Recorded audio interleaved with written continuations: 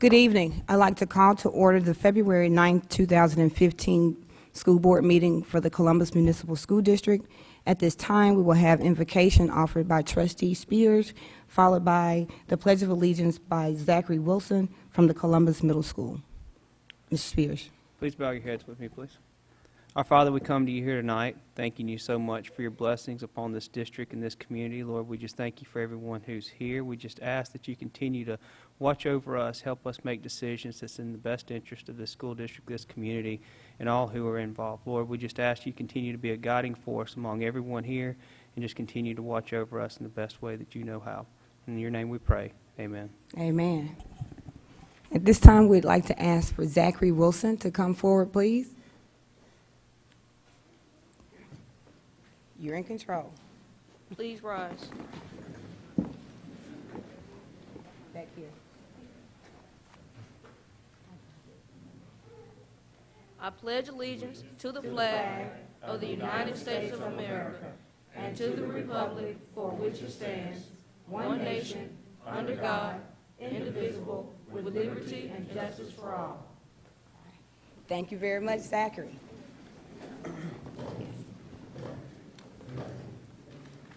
At this time, we do have a quorum present tonight so that we can conduct business board. The next item on our agenda is that of open forum. We do not have anyone who signed up for open forum tonight, which brings us to item number 5, adoption of the agenda.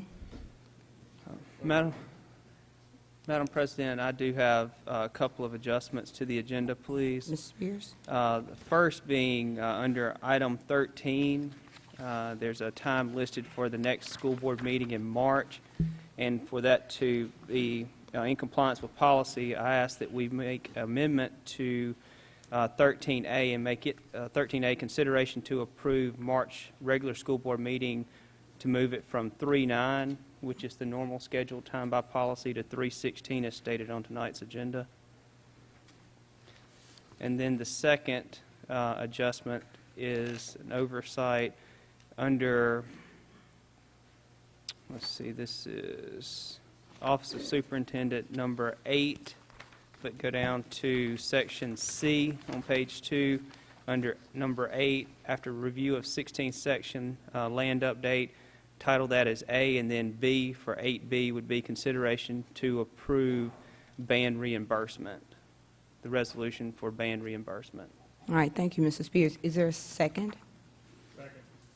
It has been motioned by Mr. Spears and seconded by Mr. Lotzenheiser. Any discussion? Just a question. Jason, would you just mind repeating that first amendment to the budget regarding the board meeting date? Sure. The item number 8, where it has dates to remember as A, I asked that to become B, and then A would be... It's actually 13, I believe. Yes, 13, I'm sorry. Yes, 13, A would become B, and then for A, it would be consideration to approve reschedule of March regular school board meeting from 3/9/2015 to 3/16/2015. Thank you. All right, so it's been, these changes to the agenda has been motioned by Mr. Spears, seconded by Mr. Lotzenheiser. If there's not any more discussion, all in favor, please signify with your right hand. It is unanimous. Sorry. Reading.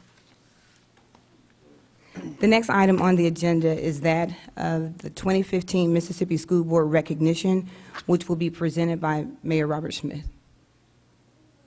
Mayor Smith.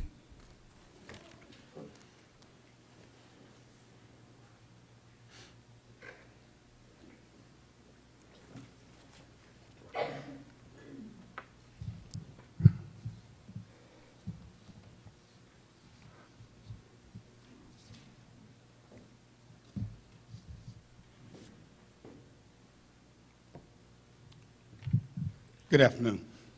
Good Caught me afternoon. off guard there, Ms. Verde.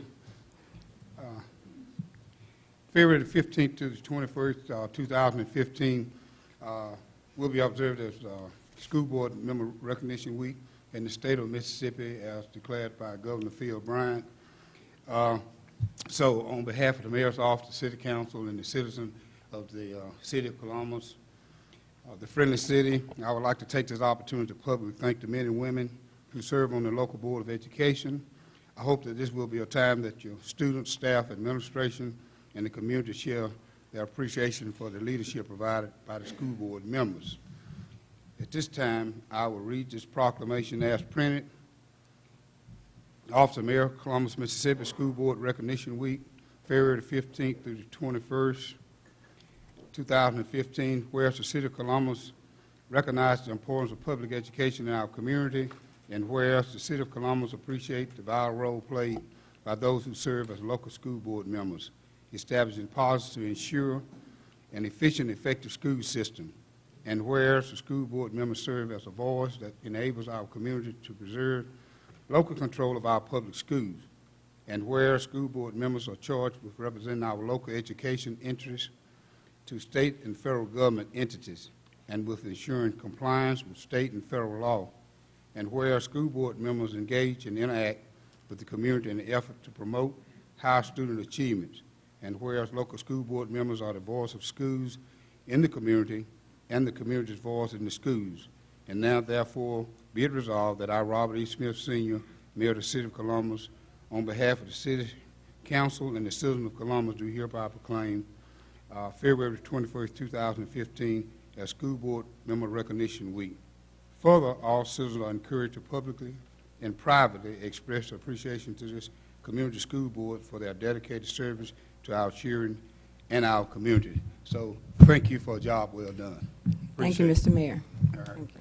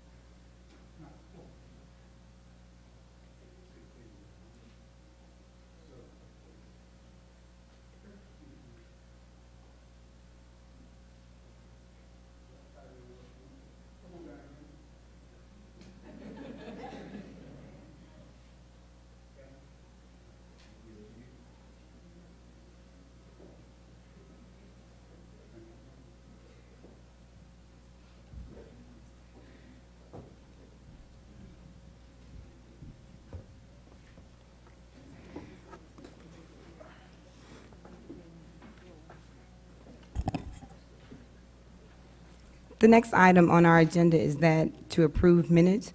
There are 3 sets of minutes for consideration.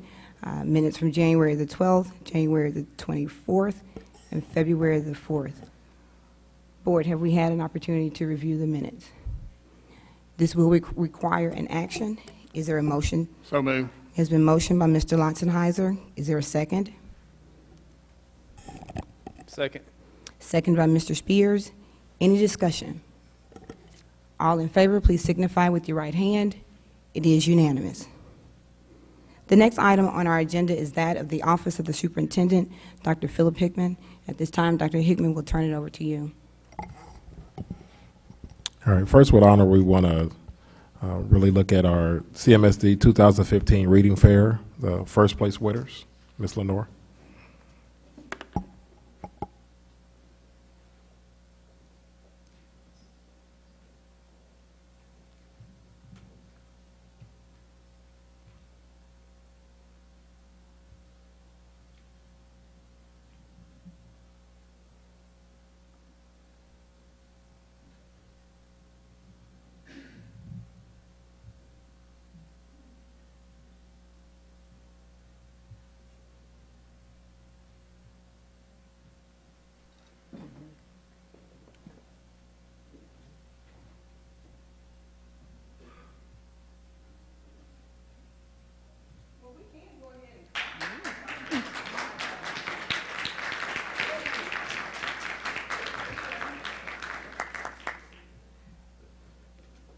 At this time, we would like to recognize our students who placed first in their individual school-level reading fairs. Reading fairs were held at most of our schools during the months of November, December, and these students who won first place will have the opportunity to participate in our regional fair, which will be held in Oxford, Mississippi this weekend on February 14th. So we would like to congratulate those students. In the pre-K through second grade division, we have Noah Montgomery from Sale Elementary School.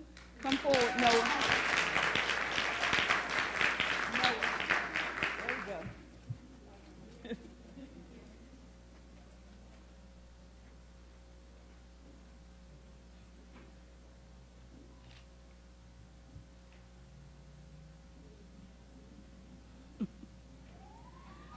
We have in the kindergarten division, Davy Verdale from Cook Elementary.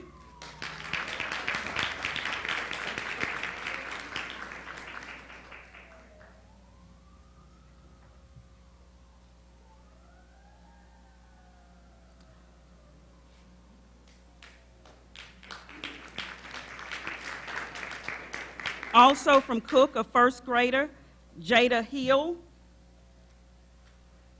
We have from Stokes Beard, second grader, Tyler Cox. Third grader from Cook, Antonio O'Neill. In the third through fifth grade category, we have Jeremiah Jones from Franklin Academy.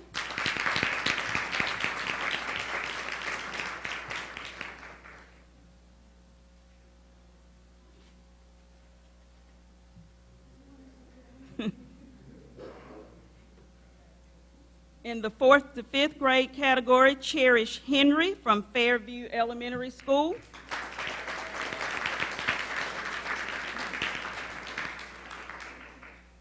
Sixth through eighth grade from Columbus Middle School, Rick Stewart.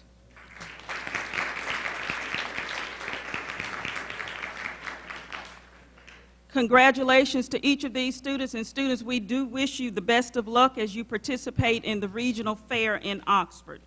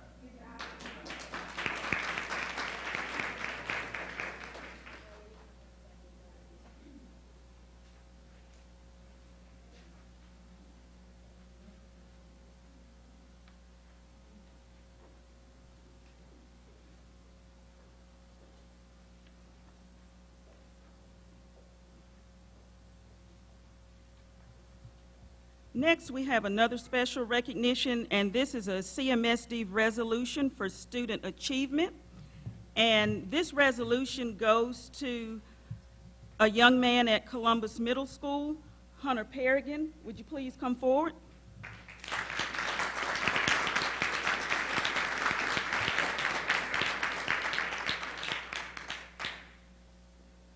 And if you remember last month, Hunter was selected to participate with Dr. Hickman as superintendent for the day. Okay. Well, I got an opportunity to tour the district schools on Friday, and it was an experience. You know, it was a learning experience too. And one thing I learned about the elementary schools in specific is they each had their own kind of personality, their own feel to them, and it's interesting, you know, in that aspect, you know. And Columbus High, you know, one word can really describe Columbus High: massive, you know. And Hunt, it's interesting how they've turned that one building into sort of three different things, you know. And it's nice to see old buildings getting put to use, you know. And you know, I got to meet a lot of students. You know, students in this district are so well-mannered, polite, and that's just it.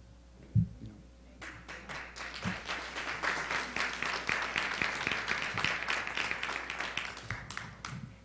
I actually want to say thank you to Hunter. Again, he went around and toured it, and he's going to take my job one day. But talk about well-mannered and respect. Hunter is a total vision of that. So we want to say congratulations to Hunter for being able to be a superintendent for today.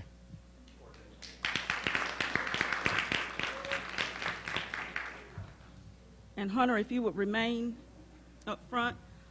Hunter did receive a proclamation, and it reads, whereas the Board of Trustees of the Columbus Municipal School District of Columbus, Mississippi recognizes Hunter Perrigan for an outstanding job to update school faculty and staff information across all Columbus Municipal School District. And whereas he has had a positive impact on our middle school students, our community, and Columbus Municipal School District. And whereas he has demonstrated top academic achievements as well as outstanding leadership qualities, and whereas he maintains ongoing dedications to his initiative to keeping the school faculty and staff information across Columbus Municipal School District updated. And now therefore be it resolved that I, Angela Verdell, President of the Board of Trustees of the Columbus Municipal School District, do hereby recognize Hunter Perrigan as outstanding student for his continued dedication, and be it further resolved that this proclamation be presented to Hunter Perrigan of Columbus Middle School of Columbus Municipal School District in Lowndes County on this 9th day of February 2015. Congratulations, Hunter.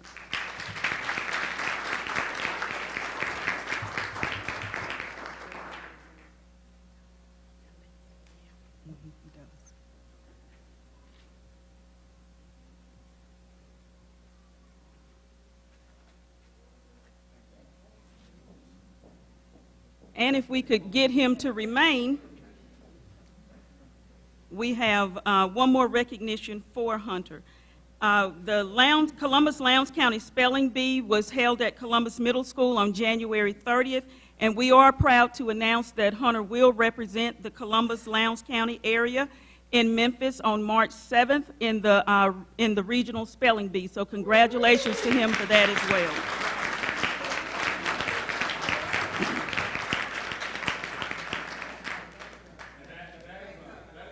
That is a huge honor. We had 44 students to participate, and Hunter came out on top. So we do appreciate his efforts, and we're working on getting you some words so that you can study for the Mid-South Bee. Okay.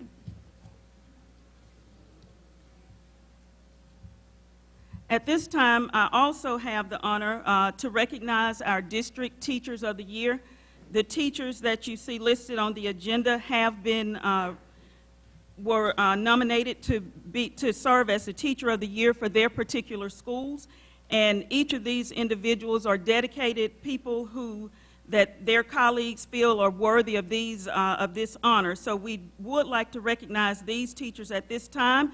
And teachers, as we call your names, please come forward to receive your certificate on behalf of Dr. Hickman and the Columbus Municipal School District Board of Trustees. At this time, we have Ms. Jenna Lyle representing Columbus High School.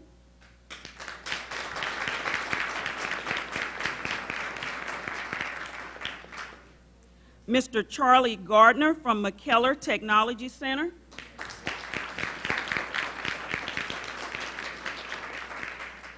Ms. Amy Smith Clark from Columbus Middle School.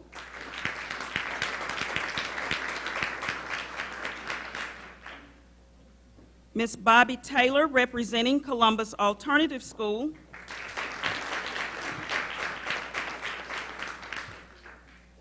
Ms. Stephanie Herring from Cook Elementary School. Deja Townsend from Fairview Elementary School. Ms. Teresa Rush representing Franklin Academy Elementary School. Marcia Hill, Sale Elementary School. And to round out our Teachers of the Year, Mr. John Sanders representing Stokes Beard Elementary School.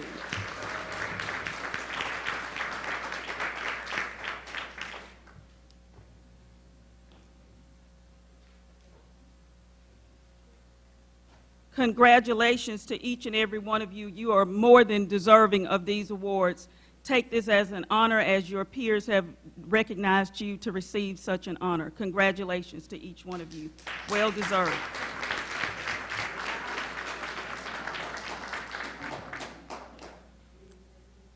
Take a picture.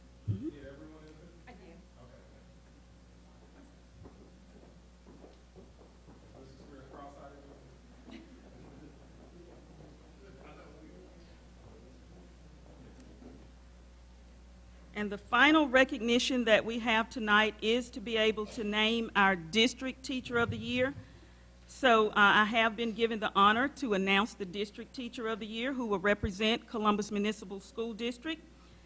In this Teacher's Teacher of the Year application, which was submitted to the Mississippi Department of Education, the teacher wrote that many factors in his or her life influence the decision to become a teacher, from playing school in the living room as a child to the impact of a college teacher. This teacher feels that the aim of education should not only be at teaching our students to be successful in the classroom, but how to be successful outside of the classroom as well. In letters of recommendation, the following words were used consistently to describe this teacher: valuable, excellent example of professionalism, dedicated, leadership qualities, organized, and well-prepared.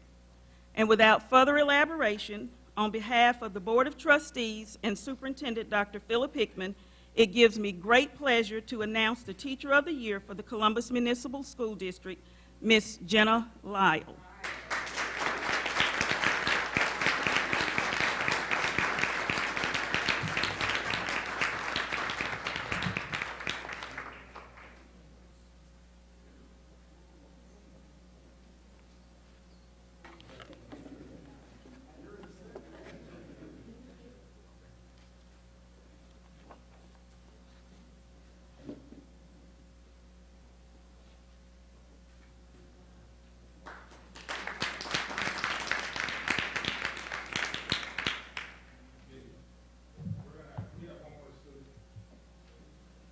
We would like to recognize Antonio O'Neill from Cook for placing in the reading fair at his school. So congratulations to Antonio.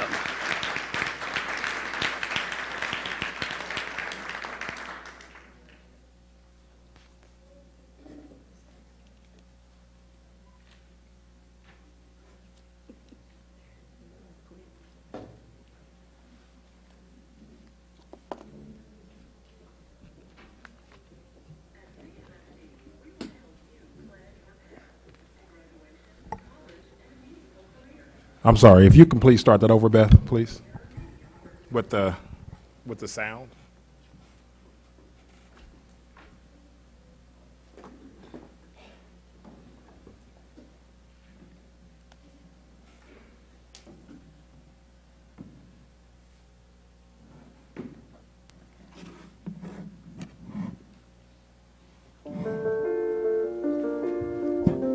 At CMSD, we want to help you plan your path to graduation, college, and a meaningful career. Along the way, there are many important decisions that need to be made, and students, along with their parents, need to be informed so they can make the right choices to get on the right road to success. Beginning in the 2015-2016 school year, all students will create a personal graduation plan in the 6th grade. They will also select an endorsement. An endorsement is kind of like declaring a major in college. By selecting an endorsement, a student will be able to customize their diplomas to match their career interests and goals. Students can select from one of 5 endorsements: STEM, Business and Industry, Arts and Humanities, Public Services, and Multidisciplinary. Each of the endorsements requires the student to take an advanced math course, an advanced science course, and electives related to the course they choose. Just like a college major, a student can change their major at any time. So when should a student start thinking about which endorsement they would like to choose? At CMSD, it starts in elementary school. Kindergarten through 5th grade students will learn in a rigorous magnet environment, experience in-depth STEM training, and Project Lead the Way, as well as learn about colleges, careers, and industry. Starting in middle school, students will review the 5 endorsements with a teacher or counselor. They also will complete a career survey to help them discover their interests and strengths. And they will be given a school-by-school guide listing the endorsements offered at CMSD High School so they can make an informed decision. Parents and students should review this guide closely.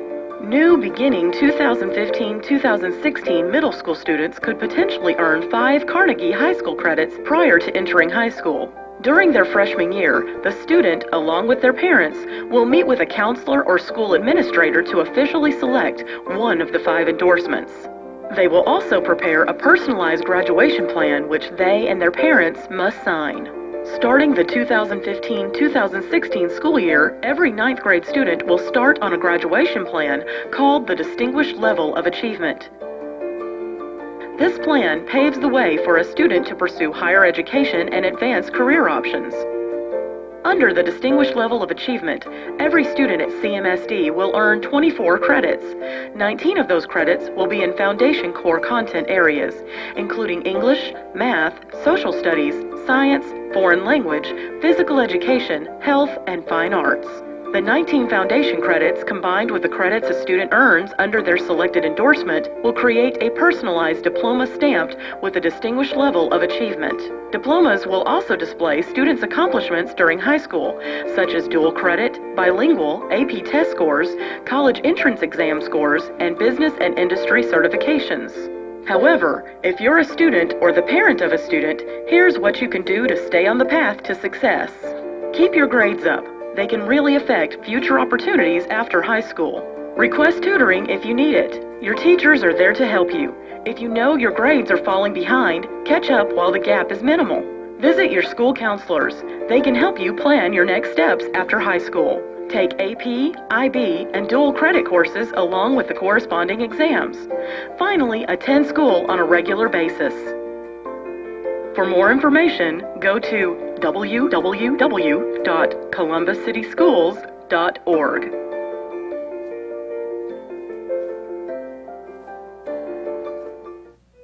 Learning Pathways is an excellent movement that our teachers, parents, and principals help develop for our students to have the best educational experience possible. We're trying to empower our students to still enjoy learning while being competitive starting in kindergarten.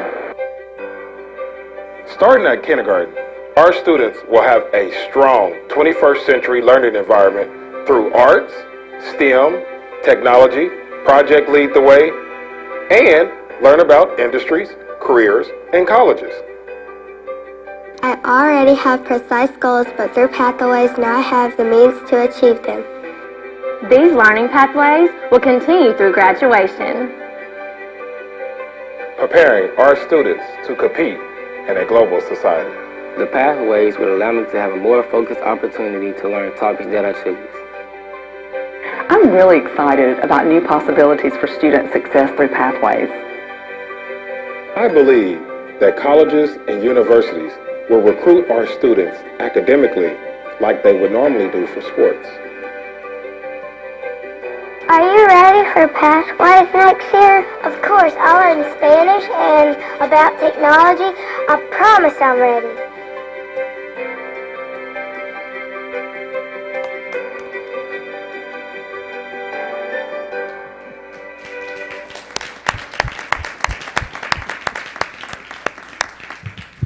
If I can ask Mr. Bray and Alfred Brandon to come up, I'm gonna go in more in depth about what we're talking about, what we're gonna unveil for our students. At CMSD, we want to help you plan your path to graduation, What college, and a meaningful career. Along the way, we're gonna unveil some exciting things as you see for our students next year. We really have worked together with our teachers and our parents and our principals to put together a package that will ensure the success of all of our students. And so I'm really excited.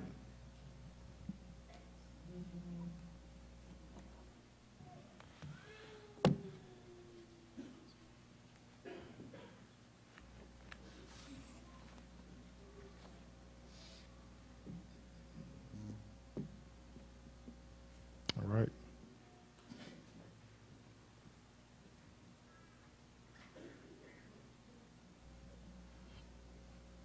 Okay. So we're going to talk about our Plan Your Path, and Pathways is what our program is called. And we're going to start with talking about how to plan your path for your graduation, all the way through how you can help your child succeed.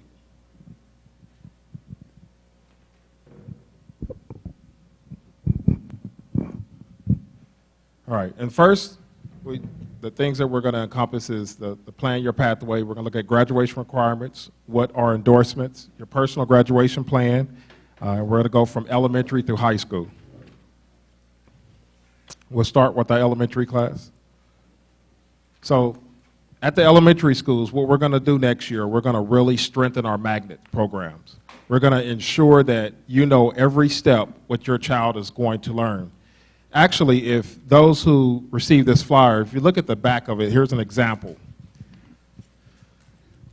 So it maps out the standards of what we're going to teach your child at kindergarten all the way through 5th grade. So you know exactly, when you send your child to this program, what your child's going to learn each and every step.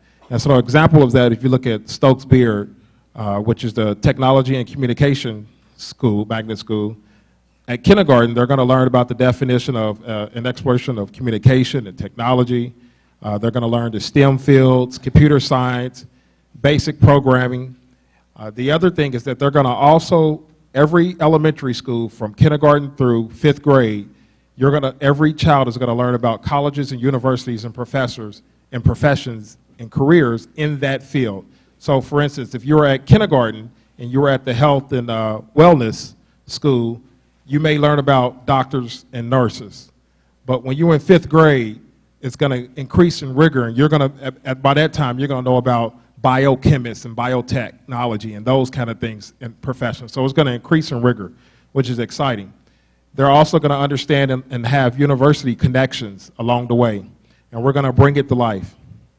The other thing is that we're going to require, we talked about with the principals and teachers, is that we have industry connections too. So for instance, if we were at the aerospace and science, then we have partnerships with the Air Force Base. Then we're going to have partnerships with Starks Aerospace. We're going to have different partnerships and bring those individuals in to kind of bring the curriculum to life. But also, if you follow along the track of the Stokes-Beard model, by 2nd grade, they're going to still learn and build on what they learned from kindergarten to 1st grade, but then they're learning about green technologies and global issues in technology. So if you flip all the way to the back, which is the 3rd from the end, by 4th and 5th grade, our students are learning about hardware and software, program language, technology in everyday life. And before they leave by 5th grade, our kids will learn about game design, software development, and those kind of things. So we're going to ensure that our kids, if they go from our cohort from kindergarten through 5th grade, they will have more knowledge than a kid in high school in that subject matter. The same thing as when we talk about as the pathways increase in high school, those kids will graduate having more knowledge than our university students at least a sophomore university. The other thing that will happen is in elementary school is that they will have a capstone project. So if you flip it over to where it says page 3, Cook Elementary School Fine Arts. And so that's an example of when they get to 5th grade, this is the end of year project that they're going to have in 5th grade. And so it's a pretty rigorous project, and it takes a lot of knowledge in order to put this together. So our kids, every year, they're going to build on the foundation of knowledge that they have. The other thing is that every year from kindergarten all the way to 5th grade, they're going to produce an authentic product. So those authentic products are going to be captured in a digital way, and we're going to make sure that they have a virtual portfolio. And so we talked about that they're going to show mastery at each content by developing an authentic product of each grade level. They're also going to learn about careers and supporting universities. At the magnet programs, at the end of every year, the 5th graders are going to be in an academic competition. And so with that academic competition at the beginning, with their capstone project, is going to be in-house within their school. So they're going to compete as far as the product that they produce within that capstone project. The top 3 winners of that capstone project will then compete at a district level between all the top 3 winners of each magnet theme, and there's going to be a competition district level. And so then we'll have a traveling plaque with those students, and we'll encapsulate that year after year and develop a tradition of high quality and high rigor. Okay. Also at the elementary school, we're going to obviously infuse the STEM or STEAM. We have arts, so it's STEAM, with science, technology, engineering, math. If you also look at the sheet on the back, the blue strips are what every student is going to learn universally. So across all of our elementary magnet schools, they're still going to have a common thread of STEM, but they should be able to, based off the topics and the content knowledge, they should be able to differentiate, so they should look different. A kid who graduated from 5th grade from the health and science should have different skills than a kid who graduated from Stokes Beard or a kid who graduated from the aerospace. They should have a different level of content knowledge from the kid who graduated from Cook. And that's one thing that we want to do to capture that. Project Lead the Way is also going to be involved, and Project Lead the Way is also a stream that we're going to have from elementary school all the way through high school. And Project Lead the Way is a nationally recognized program. At the elementary schools, they're going to have modules. And so here's an example of what and Project Lead the Way will be consistent across all of our schools. So at the kindergarten level, they'll learn about structure and function. At the 1st grade level, light and sound. 2nd grade level, and I don't want to insult your intelligence, but obviously the 5th grade level, they learn about robotics and automation. One of the things that we have to be knowledgeable of and respect is that our elementary kids, we don't know what job they're going to have in the future because it hasn't been invented yet, but we do know it's going to have an aspect of STEAM or STEM, so it's going to have an aspect of technology, science, and math, and we really have to prepare our kids for the future. So this is a way to still prepare our kids in their magnet themes. Our magnet themes now, from 2015, 2016, are going to travel all the way up through high school. So when I talked about endorsements and personal graduation plan that he's going to talk about, it's going to really explain that. In elementary, the personal graduation plan is kind of set, but the one thing that's important here is that we're going to have an RTI PGP. So RTI is what a response to intervention. So any child that exhibits certain risk factors, meaning that they have chronic attendance, they have a low grade in some of the core subjects, or they're not doing well on some of our area assessments, they will be flagged. And when they're flagged, and then immediately we will put together a plan to help ensure that that child becomes successful so that they will not fall between the cracks, but will also accelerate. And so that's the important thing that we're going to do at the elementary school. Pass it on to the middle school. Great job.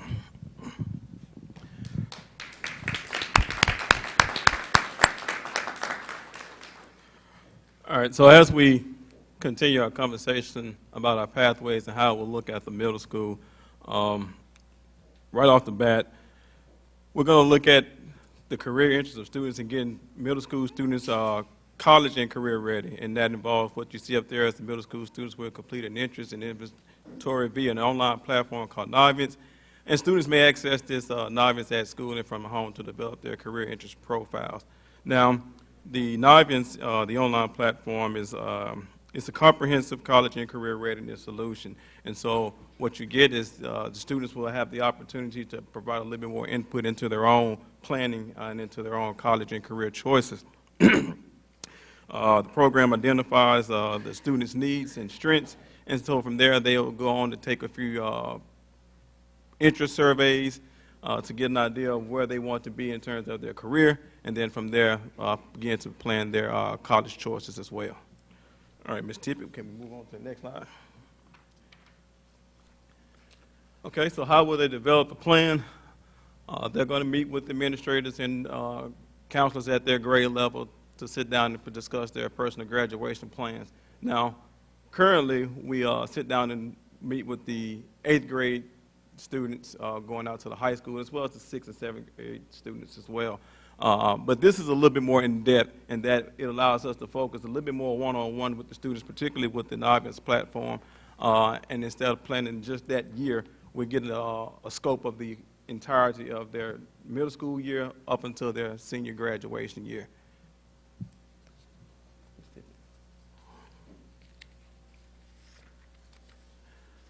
I don't know if any of y'all can see that. I'm having trouble seeing it myself, but that's actually kind of a sample document of where they would go and what that document would look like when they begin their personal graduation plans.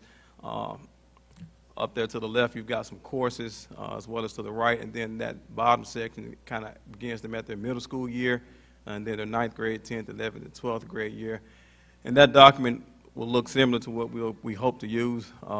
It outlines the courses that they have to take, that are mandated, and then it'll get into those blanks down at the bottom with specialized in their electives. In other words, what they want to take to gain their distinguishment in their selected field of choice.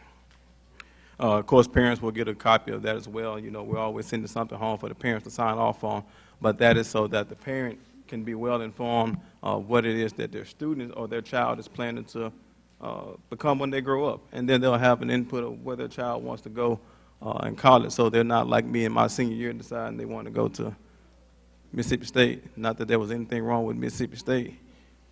We want everyone to go to Mississippi State. All right, next slide, please. Okay, so we're going to start at the 6th grade level at the middle school. And this is where we'll bring back our magnet school immersion. One of the dilemmas we have now is when we talk to a middle school student, or if you come out to our middle school, and we encourage you to do so, as you encounter our middle school students, unless you've taught them, and unless you're a parent, just seeing them, you don't know what their background is. You don't know if they came from Franklin, or you don't know if they came from Sale, because there isn't anything to distinguish them, to give them that distinguishment once they come to the middle school. So some of the thinking is that as they come to the 6th grade, they'll get a taste of all the magnet school things. They'll get some courses in aerospace to carry over from Franklin, and the wellness to carry over from, from Fairview, and wellness carry over from Franklin, the fine arts thing that will carry over from Cook. And so the students will get exposure in each one of those areas. Now, we hadn't necessarily pinned down how they'll take those courses, but the idea is that they gain exposure in all those areas. Excuse me. It will be a year-long course, and they will spend 7 weeks in each magnet theme area. And through those 7 weeks, they will have an in-depth of each magnet, and they will also produce an authentic product. What that will allow the students to do is that even though, say for instance, I put my son in Sale Elementary, where he's at now, and say he's real artsy. And so this is, you know, once he experiences every magnet theme, and he feels like, you know what, Dad, I want to be involved in the arts and science STEM area. And so therefore, that 7th grade year, he can choose to have his endorsements in the arts and science, and that will determine what extracurricular courses that he will have in those areas. Sorry. No problem. Now, one thing is, when they get this document, we don't want to nail them to the ground and make it concrete. You know, as they matriculate through 6th, 7th, and 8th grade, they'll have the opportunity to change. If you're anything like me, in the 8th grade, I knew I wanted to be an Air Force pilot. You know, I knew I wanted to fly an F-16, but by the time I became a senior, I wanted to be a doctor. So, and somewhere in between, there was a lawyer. So we're not going to hold them concrete to it, but we do feel like that's the appropriate age where they begin to explore those ideas and get an idea of what it is they want to be. Continuation of the Project Lead the Way through the middle school gateway program. Right now we offer automation and robotics and design and modeling. Now, Project Lead the Way is a STEM-focused curriculum. Like Dr. Hickman said, it's a nationwide program, and we offer it right now through our after-school program. And so we encourage you to come out and look at that as well. In the automation and robotics class, those students have the opportunity to work with robotics, and they're going to be building some robots. Today I left there, they were building some little pool toys, and eventually they'll put motors on those things and have to put a code in them to get them to do whatever it is they want them to do. In the design and modeling class, if I can make it similar, it's almost like AutoCAD, where the student goes in and they sit down and they draw a 3-dimensional representation of whatever it is they're working on in that particular moment. So they'll get a little taste of that in the 6th and 6th grade, and that'll be offered throughout all the grade levels. With the Project Lead the Way, automation and robotics and design and modeling are the foundation courses, and it's suggested that a student have to take those courses before they can get into any of our other PLTW courses. 7th and 8th grade students will then choose a pathway and begin selecting electives specific to their personal interests. And those pathways include the STEM, business and industry, arts and humanities, public services, and multidisciplinary. Now, it is our intention that those courses will align with the back to school themes. And as we begin to sit down and plan student schedules, we will, of course, consult with the Department of Education accountability standards to select those courses in which those students would have to take in order to receive distinguishment in either of those fields up there.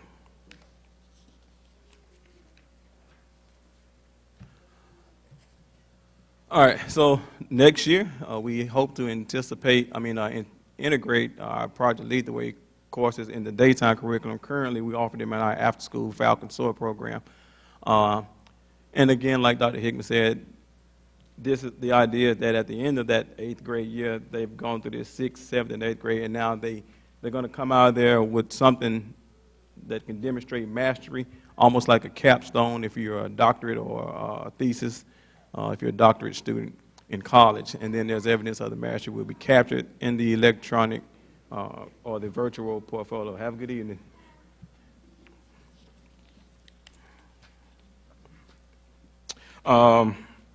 So example of that may look like a student from Fairview decides he or she wants to continue along aerospace. Then their schedule might show some STEM classes, STEM electives, such as the automation and robotics and the design and modeling course. And then they may finish out designing something to go up to Mars. All right.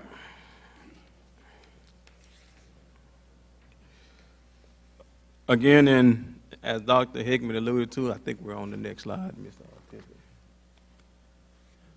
The students will get an opportunity to participate in academic competitions such as school, regional, and state science fair. One of the things we have coming up that we hope to be able to participate in with our after-school program, a component of that program is through a partnership with Mississippi State called Sea Perch, in which the students right now are building submersibles, and they're little robots that they're going to go underwater, and the scenario may be that they have to go down there and cap off a whale. So right now, the students are actually building their little submersibles, and then they'll have to make it so that it can go underwater and be waterproof, and they have to make it work so they can go in there and cap off the whale and bring the submersible back up. Very exciting things that they're working on. And then we're going to continue offering standard electives such as band, drama, PE, and spirit. Those type of electives won't go away. They'll still be there for your students to take advantage of. And in fact, they're going to need to take advantage of some of them depending on which career path they choose. All right, so by the end of their 8th grade year, or even now in 15, 16 middle school year, students could potentially earn 5 Carnegie units prior to entering high school. Woohoo! Exactly. That's good. You can see up there the compacted math, the 8th grade math. That compacted math is similar to pre-algebra, and so they would get a credit for that. Spanish, Mississippi Studies, World Geography, and ICT. And from a student's perspective, that's particularly pleasing because by the time they get to the 9th grade, depending on what they have decided for their college and career choice, if they want to go into a 4-year college which requires 24 credits, then by the time they get, potentially now, by the time they arrive at their 9th grade, then they only need 19 more credits.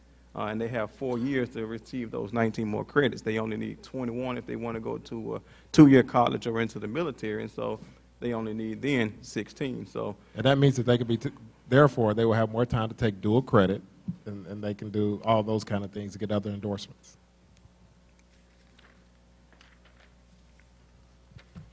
Chris, it's your turn. And one more, then we're going to release you guys if you need to leave.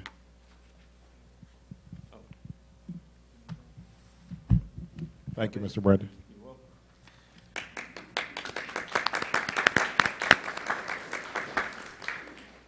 I'm going to be speaking about the high school portion, and a lot of these slides were shown in the promotional video, but we'll go back over them so you can have a better understanding. All ninth grade entering freshmen are going to start out at a distinguished level of achievement as their standard graduation plan. We have high expectations for all students, and we want to start them off at that high level. In order to obtain that, they must complete the traditional 24 credit plan that is set up by our board. They must have an endorsement. They must either participate in dual credit, IB diploma, or AP courses, and have 2 years of foreign language in order to receive the distinguished level of achievement. This distinguished level of achievement will be presented as a part of their diploma and printed on it. These next two slides just give the breakdown of our traditional 24 credit graduation program. That's what's in place now. We'll be using that as the foundation for receiving the distinguished certification.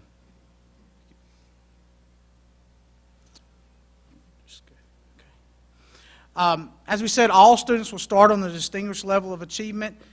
If after their sophomore year or their second year of high school, they desire a change, they can't just change on their own. There has to be a committee meeting. We feel like that the more stakeholders we have supporting that student along their journey, the better off they're going to be. So we'll all meet as a group and talk about what's going to be the best option for that student. If it's not the distinguished level of achievement, it may be the 21 credit plan or without earning endorsements.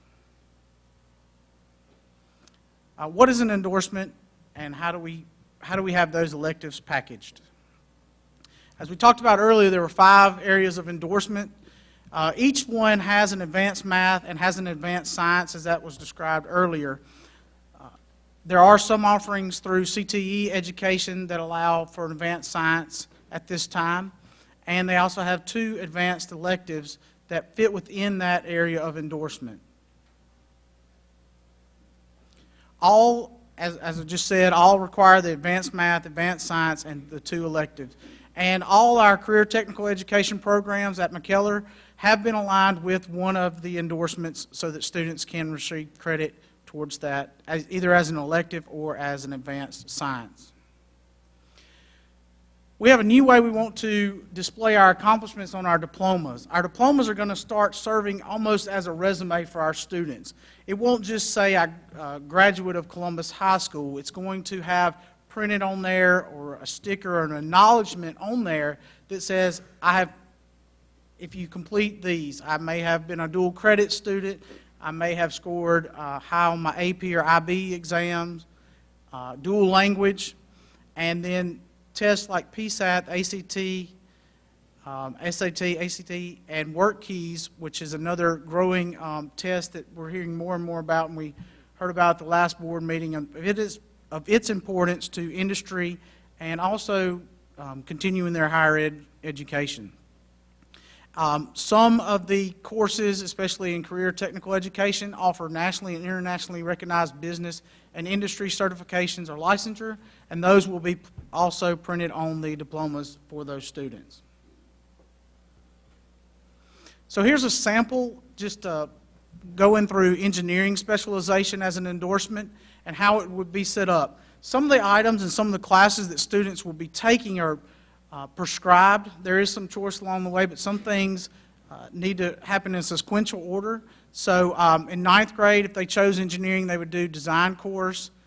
There's a principle of design course also in 10th grade. In 11th and 12th grade, they'll go into specialization.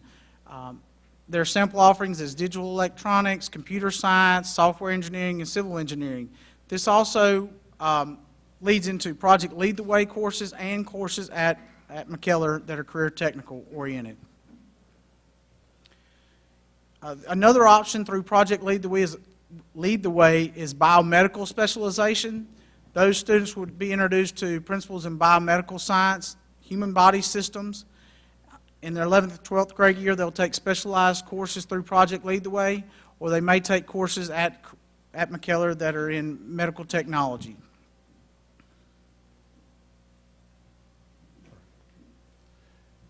And real quick, just like the video, it talked about we need everyone. We need all our parents engaged. In order for this to work, in order for us to be successful, we need engaged parents. And we're going to work on having engaged students by offering things that are not just paper and pencil, that they can get their hands on, that they're actually manipulating, that they're working through with technology, and collaborative teams and staffs with our teachers and our principals. I think you went backwards. All right, and so obviously, just like the video said, you know, how do you help your child stay informed? And it's really reviewing the materials and information. Everything is online. Everything that we presented, including the video, is live online right now on our website, and there's a link to it through Pathways. There are more documents that we didn't pass out that are also linked to Pathways. Just like the documents in your hand, it will show you, if you have an elementary child, what exactly are the expectations and what do they need to be successful. Meet your child's teacher and counselors. This is a real big push on our counselors now, and so we're going to really pay attention to that. The other thing is the same thing, is make sure that you select the magnet theme that's appealing to your child's interests. And so we're going to have real strict definitions of what that magnet theme is, and we have that online. We already ran it through some of our teachers, and we have a teacher committee. We ran it through our parent committee, and then also our principals. And so we're going to make sure that we have more parent-teacher conferences next year. We only have one. We're going to make sure that we have at least 2, and then we're going to look at 3 for your at-risk kids. But regardless of that, we want to have fluid communication between the parents and the teachers, because it's about the child.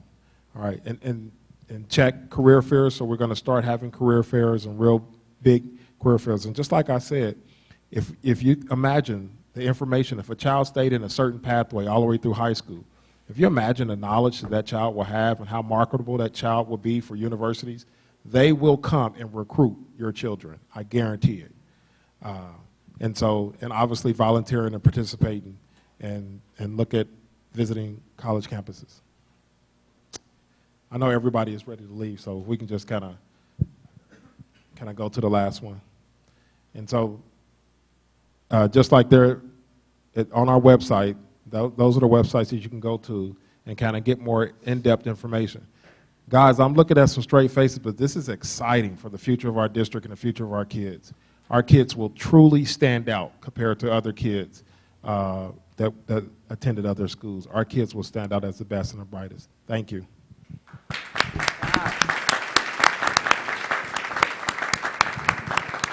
And if anyone from my parent and teacher committee, if you guys can stand up and we can give them a round of applause, our teachers and principals and parent committee, if you guys can stand up, please. Wait, Miss Moore.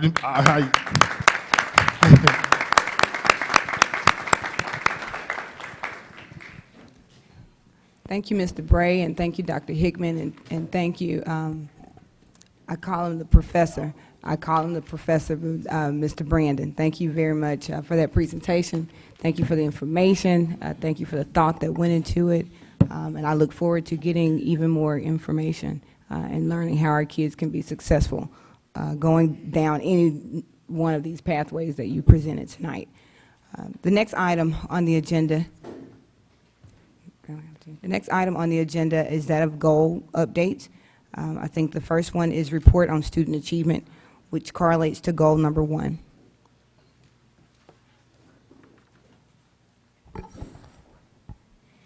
Okay, Mr. Pugh. Madam President, Board, and Dr. Hickman, we have provided for you a fall to winter comparison of our STAR reading and math data.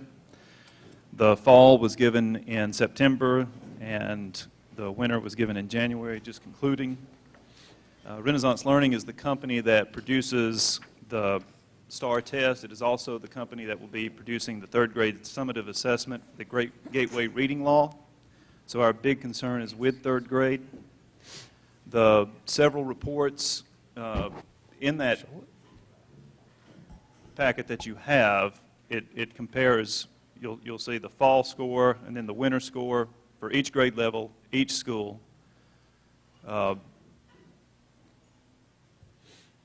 As an example there. But then the other document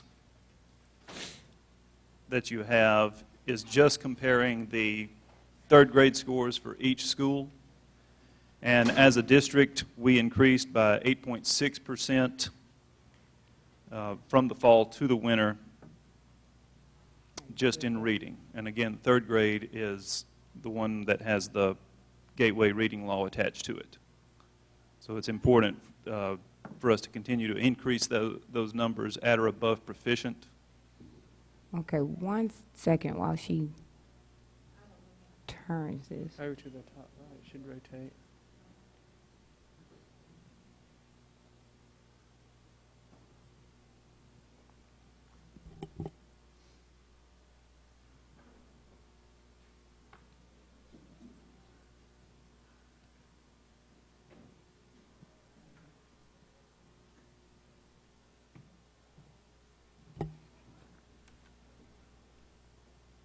Can you zoom in a little bit?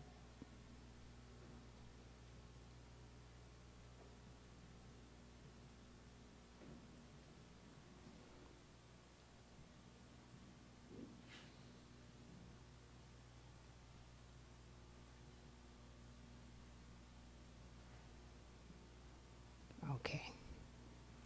Thank you, Ms. Tippett. All right, Mr. Pugh. So in each chart, the last two columns are the percent of students in the fall and the percent of students in the winter. The green number is those that were at or above benchmark.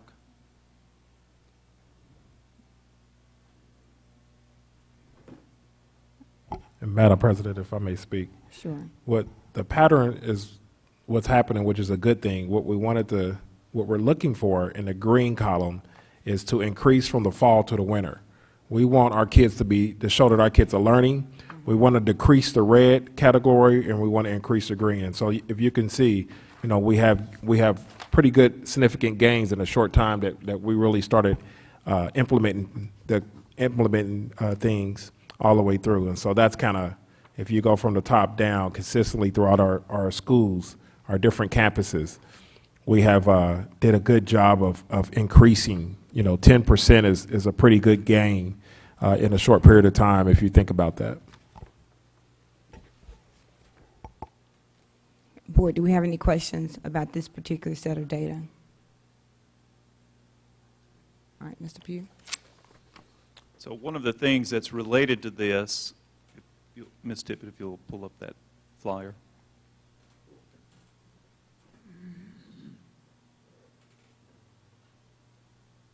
Next Thursday, February the 19th, from 5:30 to 6:30, we have a meeting set up.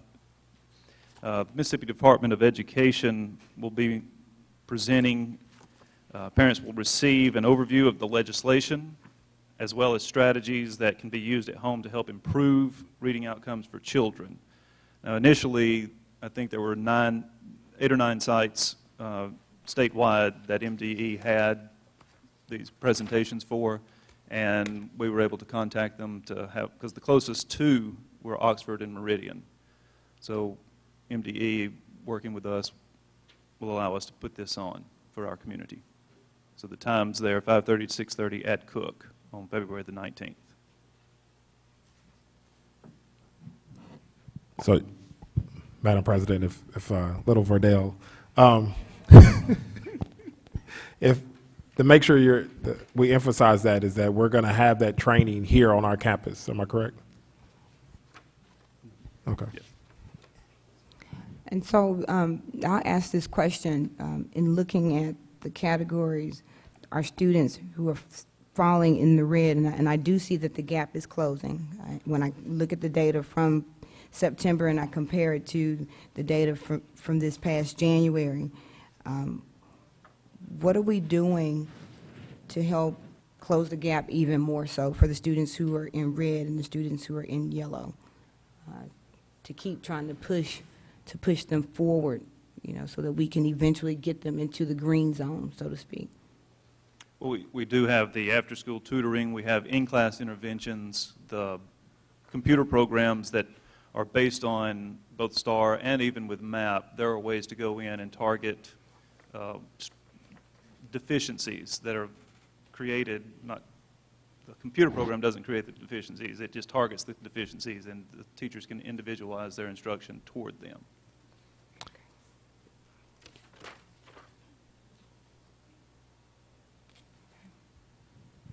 Board, do we have any questions about this data? All right.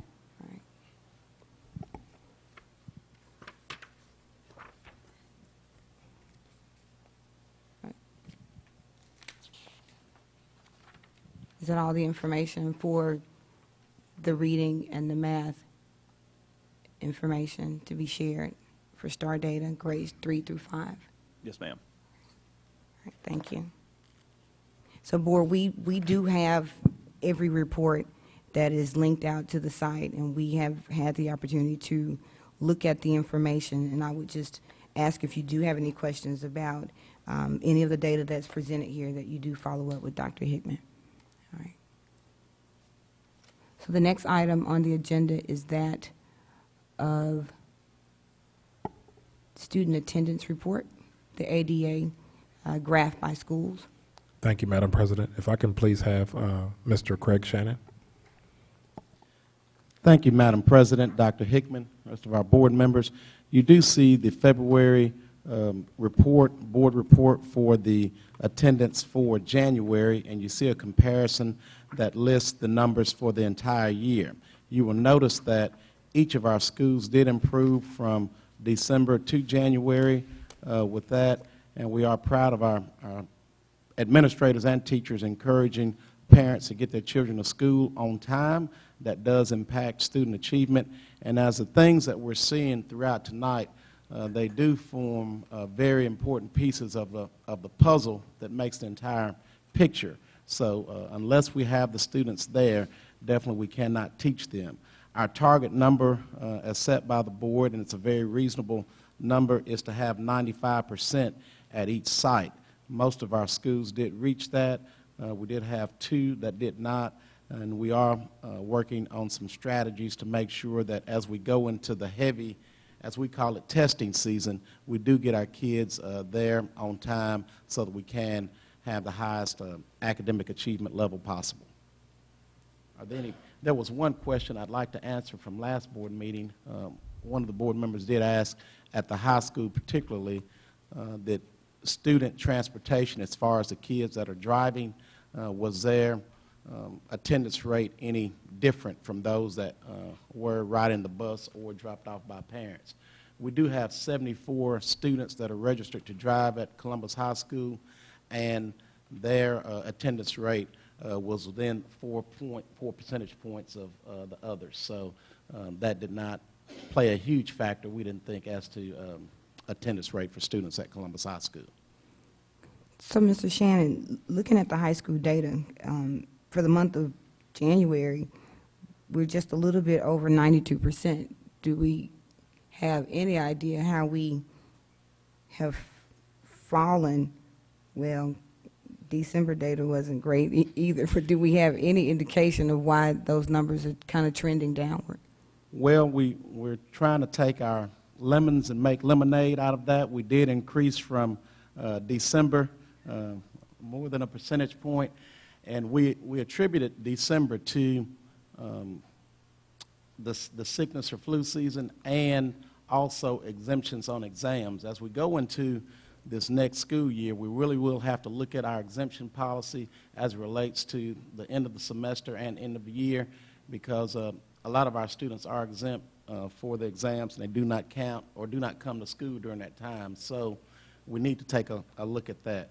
For January, it did improve. As you do know, the weather was pretty cold in the region, uncharacteristically for our area, and we do think that did have an impact on that. But we do want those numbers to improve and get above 95% as we go into the testing season.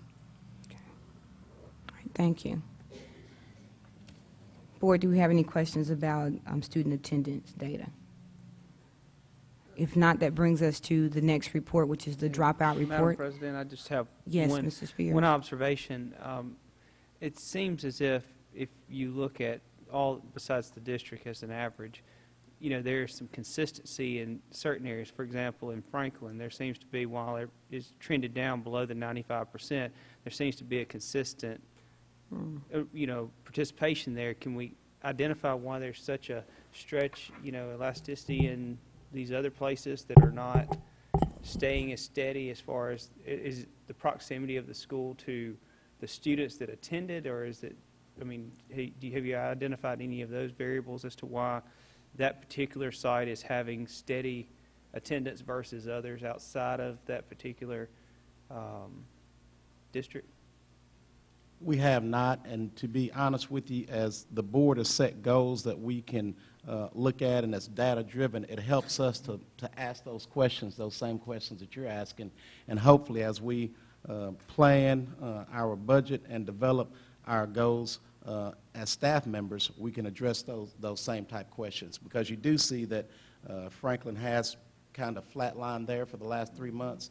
So when we did check with those, the same kids are missing all the time. Okay. So we do turn those kids into our county attendance officer, and we do meet with those parents. And there are some legal issues that parents can face when kids that are school-aged children do not come to school. So those have been addressed. But any trends for a particular site, we have not been able to identify those, but we definitely will try to do so. Okay. Yeah, because that will give us an opportunity to understand what's creating the absences. And there are some schools that seem to be doing really well, and so there are probably some lessons learned that we can take and apply across the entire district. So I would ask that we work to understand what's working really well in one place and what's not working so well, and how we can leverage success across the district. Madam President, may I? One of the things that we're going to start doing is we're doing data conferences with our principals and their team. And so we'll have the big three: attendance, behavior, and achievement. And the principals will present that information to us as a committee, and they will have their team, and they will explain. One of the things about that is best practices that we learn from one group, we're able to articulate it to a different group. And obviously they're going to come separate, but those best practices are the things that we're going to offer suggestions as we go through and hear our principals kind of present. And really it's just a conversation. It's not any punitive, but it's a conversation of inquiry to see how we can improve in those areas. Thank you. Madam President, I'm sorry. Go ahead. In kind of a related matter, as you mentioned just a second ago, as far as students being exempt for testing, with the current way the Mississippi Legislature has things structured regarding how funding goes, and I know there's been some modifications as of late, do those exempted students also factor into, or is there an adjustment made for those as far as how that calculates as the money that this district may have to pay back for students not in the classroom? May I? Actually, there's a new law that starts July 1st that they no longer have the attendance rule where the 63% or something like that. And so now they're going to fund you based on your actual enrollment, which is going to help school districts across the state tremendously. Right. And I guess my question is, to the heart of that matter, is that goes into effect July 1st, but to this point, from the point before till that point, have we, because of this exemption that these students have we been, and I just call it what it is, being penalized because let's just say they're being successful in it, but then of course because they don't conform to the law, then this district has been kind of in a way harmed monetarily because we've been, that has counted against our. And that's a good question, but if Shannon, if you could speak on it, I really think that they only sampled 3 months, is it? Okay.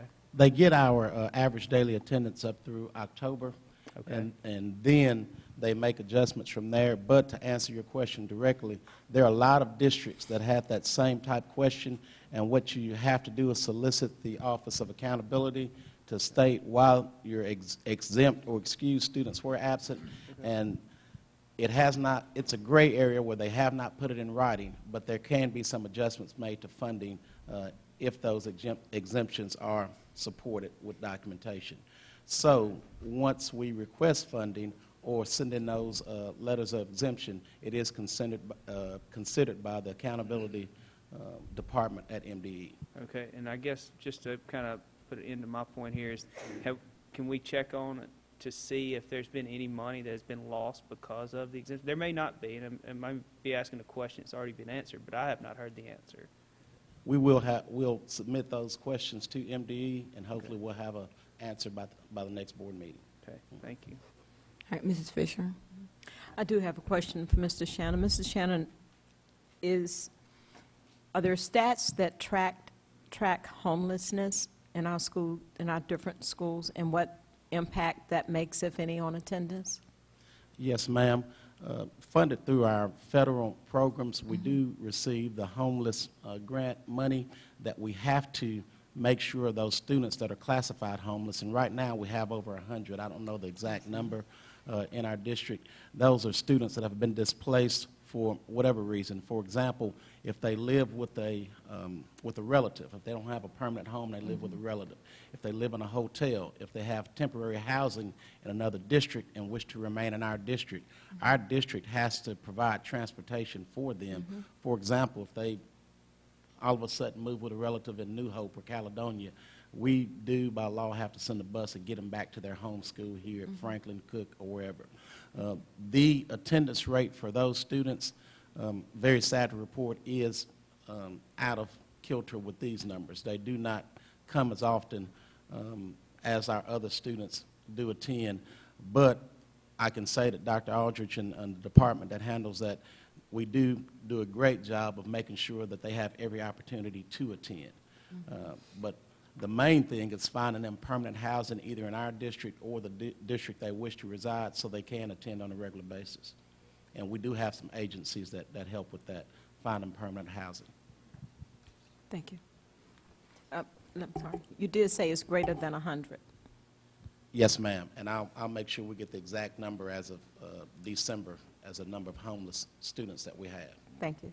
And then, Mr. Shannon, if you would take it just one step further, then if you could help us to understand, kind of how those students really impact the data. So for me, it would help me to know that the numbers, the attendance rate is going down, and it's impacted a lot because of the homeless students. And then that'll kind of help us to be able to really target, where we want to go, who we need to deal with to really work hard to get those kids in school. Are there any other questions about the attendance data? If not, that takes us to the dropout report. You have before you a couple of sheets that look blank, and for this report, it's a good thing. It is. Want to commend our high school staff and Mrs. Lenore and counselors at the high school and our teachers. The way that the high school dropout rate is reported or calculated, once a student enters a cohort or the 9th grade, they're tracked throughout their high school career. So once they change from 8th grade to 9th grade, that's what really impacts your graduation rate or your dropout rate. So once they enter the 9th grade, they're ours. If they leave and go to another district, and this is all kept up with in MSIS, the Mississippi Student Information System, another district has to request their records. If they leave us and no one else ever requests their records after a point in time, they are considered a dropout. If they leave and tell us they're not going to another school, they are considered a dropout. So the information that you have shows that we have not had any students from August up until the time this report was ran, and I think it was at the end of December, end of January. Thank you, Mrs. Lenore. All of the students that have transferred or moved around from our high school, from that 9th grade cohort on up through 12th grade, records have been requested from another school inside the state or outside the state. So we can say that those kids have truly gone to school somewhere else. And that is a pretty big feat for our district. So here's my follow-up question, because I have one. So what about the students that are just right on the edge? I mean, have we identified those students who are on the edge because of maybe it's their attendance, is dropping off, or maybe we can look at their GPA, or whatever the case may be? Are we trying to identify those students before they get to the dropout rate? Just to piggyback off of what Dr. Hickman said, the big three that we'll concentrate on and the new law that came into effect this year with our counselors, they have to spend about 80% of their time, documented time, taking care of those same issues that you just mentioned, and also the remediation that we can offer our students with the subject area test. A lot of kids drop out or leave and not go to another school or district because there's a barrier there with the subject area test and they don't see a light at the end of the tunnel. We have to continue to provide remediation support or other options for our students as they try to get to the end or their goal. One of the things that we're trying to do that the state has helped us with thus far is a new option with the ACT test score, being able to substitute for one of those subject area tests if they make a 17, I believe. So that does help give kids another option that may not take the subject area test well. But to answer your question, those are factors that we do expect for our counselors to report to our administrators, and when we have our data meetings, that information is reported to us, and we develop strategies together to address those issues. And Madam President, if I may speak, one of the things I visit the high school regularly, and I have a large group of students who are asking for credit recovery because they want to graduate with their same age peers. They realize that, for one reason or another, they didn't earn credits, or an elementary school that they didn't necessarily pass that grade level. So we have a lot of students who are reaching out and are understanding that there are alternatives to allow them to catch up. And so we're really working on that. I sat down with the counselor and several different students, and so they're back motivated and they know the right questions to ask. And I also held a meeting with all the students at the high school from each grade level, and kind of explaining to them the serious nature of them graduating and the options that they have for them with after-school tutoring and our credit recovery and those kind of things. And so that kind of sparked that drive in our students to really ask about being successful. All right, thank you. So for next month's meeting, board, the dropout report is also to be shared. And so, Mr. Shannon, if at that time you could help us to better understand those students who may be on the edge and kind of what we're doing to make sure that they don't fall over the cliff. Board, do we have any questions regarding any of the data presented at this time? Okay. If not, that takes us to the teacher attendance report, which coincides with goal number 1. Thank you, Madam President. This is a reflection of the information we've gathered for 17 days in January for teacher attendance. Our target number is 95%. When we first talked about this, we did believe that number was a little high, but of course we've come to realize that expectations drive performance, so we kept it at that and did not see a need to go with the 8% that we mentioned last month. Most of our schools did meet the 95% threshold based on the 17 days that we reported in January, and we are trying to help those 2 schools that did not with some resources and support to make sure those people do show up to work. Okay. Board, do we have any questions regarding the teacher attendance data? Yes, Madam President. I just Ms. have a couple Spears? questions. In reviewing the report, obviously I can see the 17 days that we were in school, but it would be my belief, and correct me if I'm wrong, that the software that manufactures this particular report should be able to compute and show us through yesterday as to the attendance of personnel to these different site locations. Do you have that report available to also compare? Or if you said from September 1st, barring any days that they were out, to show a comparison of how this month is trending, and I understand this may be a month-over-month type of comparison, but, if we have the ability or capability, and tell me if I'm incorrect, but we should be able to see almost to the minute type of reporting. We can. At the time that this report was ran to meet the deadlines of information that we were to submit to the board, we could have ran the report yesterday if you would like to, but we want to make sure we had the data so that we could meet those deadlines. If this can be ran a little bit closer to the board meeting, with Dr. Hickman's permission, we don't mind doing that. I mean, obviously, will of the board, but I mean, if we have the capabilities, I mean, this is history and that's great, but I mean, if we can have up to the minute type of reporting, I would like to see that, even if it is an overlay of month to month, or if you want to do a past month performance as as the January report reflects, and then do, you know, month to date type of reporting to kind of see how things, if they're trending in the right direction, that would be great. And then as we move quarter to quarter, be able to kind of see how things are really cycling, or if there is something that's more problematic. Because if you look at it and say, well, we've got 2 problem sites here, well, have they been improved this month? And we won't know until March when we're looking at a February report. So I would just ask possibly if we could have more up-to-date movement of the report, that'd be great in my mind.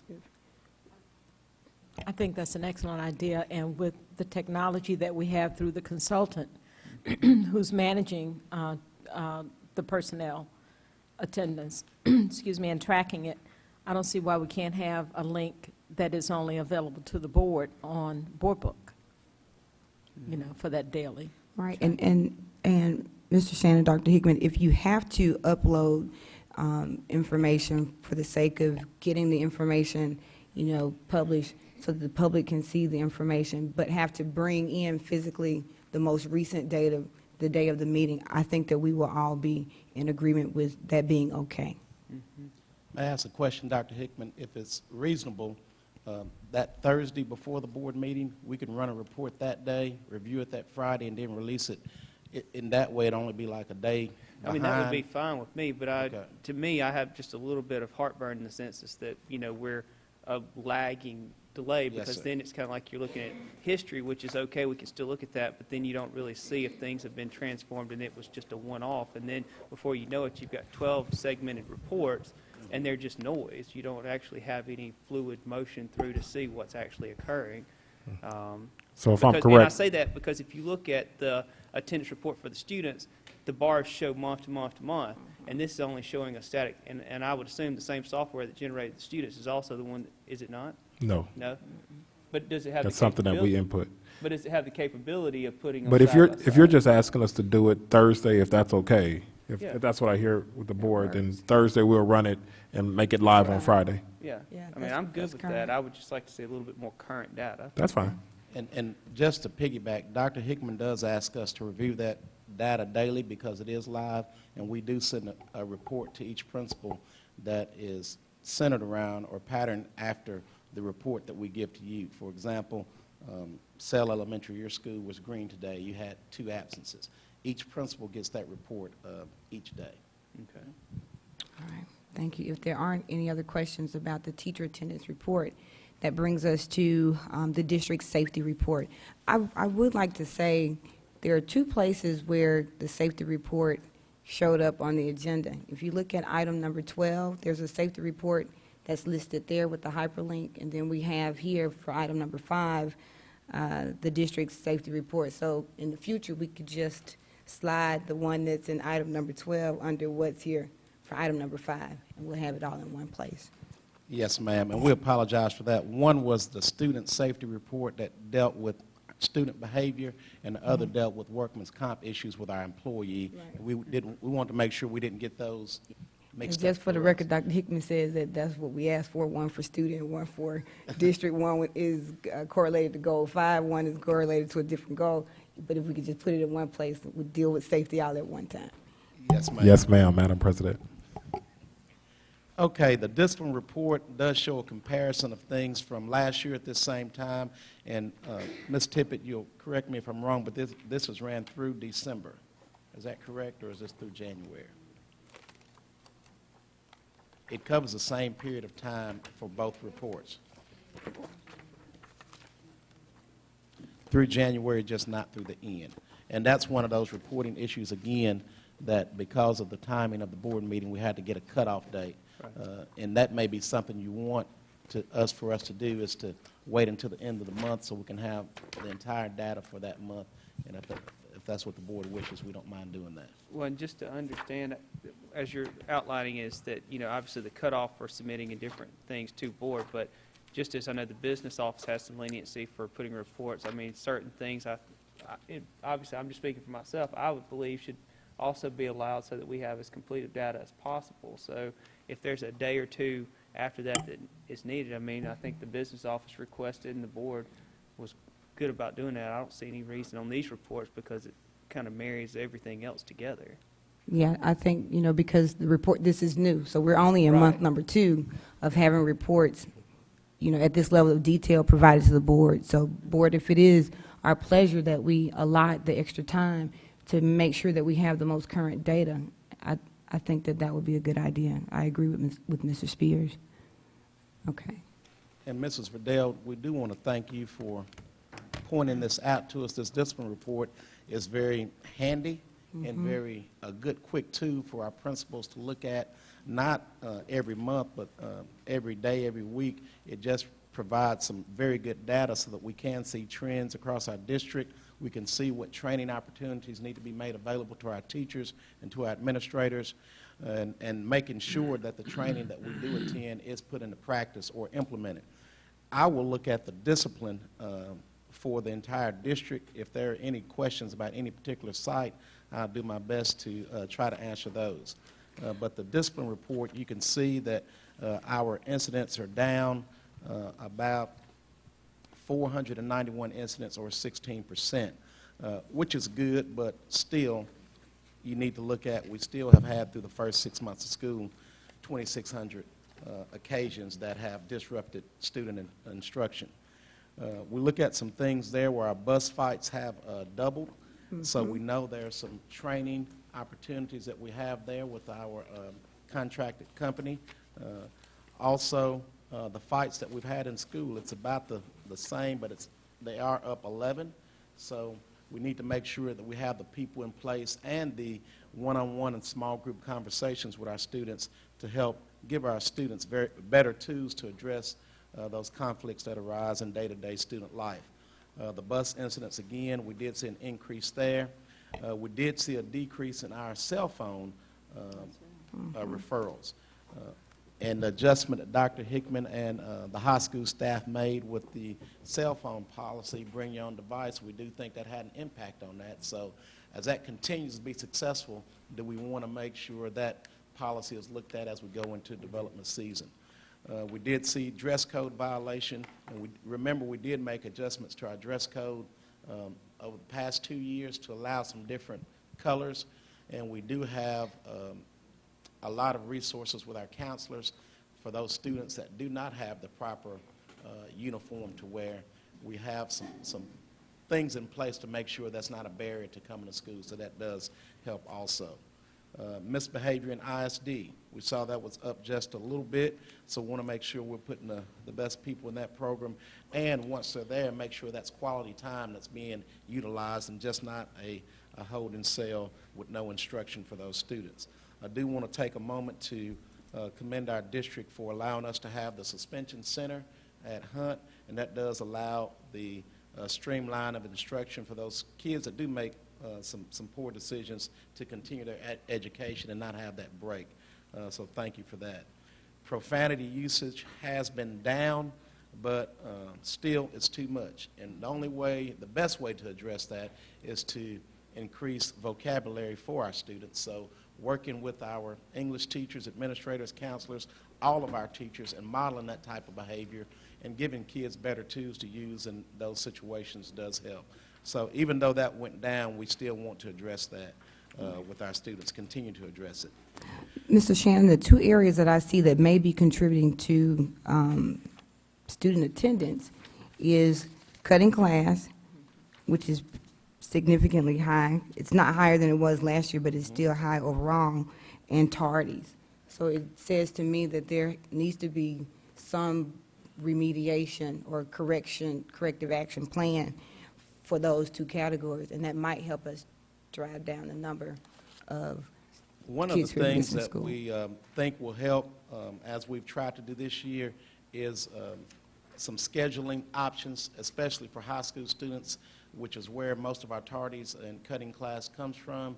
A little bit at middle school, but not as much as high school, is the block scheduling and trying to maximize that time that we have inside the classroom and minimize that time that we have with the transitions. So as we look at our scheduling as we go into next year, We do want to block some of our classes, especially those that have the greatest impact, the science and math, the English, to make sure we may put 75 minutes in those classes instead of the traditional 48 to 50.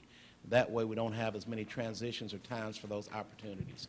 And Dr. Hickman is helping us to look at strategies of ideas that he's seen from across the country that have worked. I think that will help us in those areas. Madam President, may I speak? The other thing that we're doing to deal with our socio-emotional is Caught in the Act. Caught in the Act, once we solidify that and really make that ingrained in our district, where we have 4 pillars of character that we kind of shape our district from. The other, I think, equally exciting thing is learning earnings, and we already did the training for our learning earnings. Learning earnings is a reward system where it's kind of a digital reward system where kids have a digital bank, and the teachers left the training very excited, the principals left the training very excited. This month, we're just letting the teachers get used to it to start to implement it school-wide, and then our expectation is to have it started by March. And that's a system to develop to really shape behavior and reward behavior appropriately. All right, Board, if there aren't any other questions about the district student safety report, that will take us to training opportunities for CMSD. Madam President, we did just want to share with you some things that we have planned to address some of the issues that we're having with workman's comp that does relate to safety, and to help our teachers have more tools to use, I guess, in their toolbox to address student behavior. All of this training is offered by MSBA, Mississippi School Boards Association, free of charge on our sites here in our district. And we want to make sure we're taking advantage of those opportunities for our certified and classified employees. This is a list of the things that we have for the next month or so. There will be some other opportunities that we'll share with the board as they arise and as we secure dates from MSBA. All right, thank you, Mr. Shannon. Board, do we have any questions on training opportunities? If not, that brings us to the 2015-2016 preliminary academic draft calendar, and we've all had an opportunity to review that, and it's for information only. The next item is item 8A, which is review of 16 section land. Mr. Dunn. Yes, ma'am. If I can make just a couple of general statements about 16 section land that might help the audience to follow. Sure. When the United States was surveyed, surveyors went across the country, and our founding fathers thought it was important that every 16th section would be set aside for education. And that's true in Mississippi. If you go out throughout the state of Mississippi, every 16th section of land is devoted to school purposes. A section of land is 1 mile by 1 mile by 1 mile. And generally, Columbus, the city of Columbus, is located directly upon 16th section land. And the Tombigbee River is on one side, and you have to go down south a good ways before you find the border down there, but around 15th Street on the other side of the W is the east side, and then if you go up to the park, Lee Park, it's right in that area where you have the border. It's somewhere in that area. That's generally it, 1 mile by 1 mile by 1 mile. And as trustees, you are charged with the responsibility of managing that property, except for in Columbus, Mississippi, we have a unique situation where the vast majority of 16th section land was held in the Lipscomb case in 1990, around 1990, 91.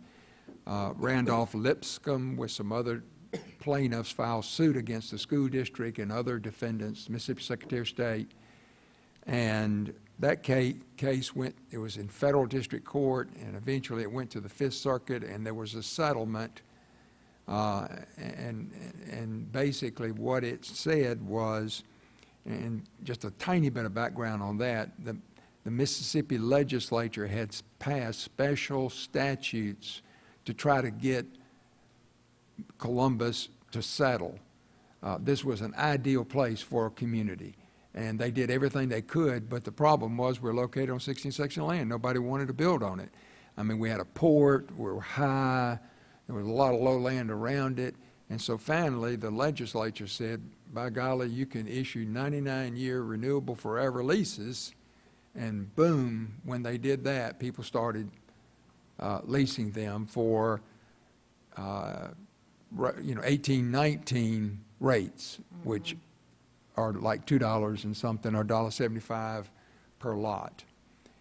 Well, that lawsuit resolved that 99 years renewable forever means 99 years renewable forever at that rate.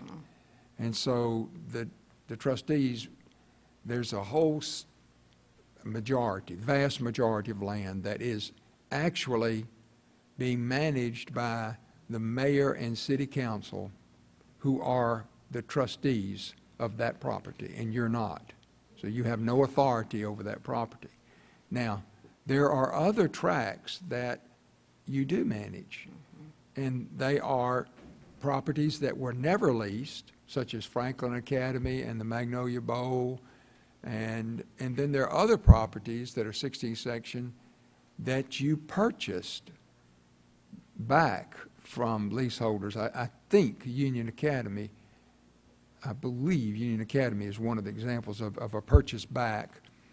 So you've got basically that property, and then you've got folks who have defaulted on their taxes. They didn't pay the $2 or the $3 or the $1.75 or whatever, and if they defaulted, the property has come back to you. And those tracts you are to manage, and here's the duty. There's a case, Turney versus Marion County Board of Education. It's a 1985 case, and they said, as trustees, members of the board are, quote, bound in the management of all the matters of the trust to act in good faith and employ such vigilance, sagacity, diligence, and prudence as in general prudent persons of discretion and intelligence in like matters employ for their own affairs. So, you know, you've got to be reasonably diligent in what you do. Okay, so that's kind of that gets us past let me come down to, and you can stop me at any point, ask any questions you want to ask.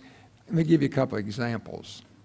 I can't remember the years involved, but at some point, this board, other trustees, I think it actually predates Mr. Lotzenhauser, but maybe not. He and I are old. But at some point, we were down on 7th Street in that building that's now occupied by the Port Authority. And were you on the trustees? You on board of trustees? Okay, you were then. Okay, well, you decided that you wanted to move central office to Brandon. And so you actually sold the building that's located there and leased the property there for 40 years in a renewable lease. They have option to renew again, which is the longest length of any term you can lease property. So that's just an example. You have leased Union Academy, but it was under a little different situation. But at any rate, let me kind of come to the point. Last month, Mr. Spears asked, could the school district basically swap land, and he used the term in lieu, and that's a term of art in this kind of area. Mississippi does not have in lieu lands. There are other states that, as they've surveyed and they would end up with a really bad piece of property, they would say, okay, we're not going to use 16th section, we're going to issue to the school district the 23rd section or the 36th section. And so it was in lieu of 16th section. Well, the Mississippi Secretary of State has, issued an opinion based on statute that there's only one type of property that can be sold, that 16th section is industrial development property, but commercial property cannot. And in point, specifically, you were thinking about the Magnolia Bowl. It's sitting there, it's prime property, but it's going to be very difficult to lease. And under the current statutes, you can't do that. So, but you could lease that property if you found the right person. And there are properties across the state that are in 16th section land, like in Jackson. I know down in Pearl or Jackson or somewhere, there's car dealerships that are on 16th section land with long-term leases. And, okay, now, Catfish Alley, the final piece of the puzzle is Mr. Kevin Stafford of Neal Schaefer has come to you and said, we want to lease, we need certain alleyways that run basically from Catfish Alley due west toward the CVB building, the Tennessee Williams Welcome Center. And so I contacted the Mississippi Secretary of State, and I reported to y'all, I think previously, that Mr. Bill Cheney has said that we had to get an appraisal according to statute. Today I talked to him again and emphasized that we're talking about very little money. An appraisal will probably cost us $1,000, $1,500, and we're not going to make that up. We're going to have to spend that money, the district would, and it'll take years, if ever, we make that up.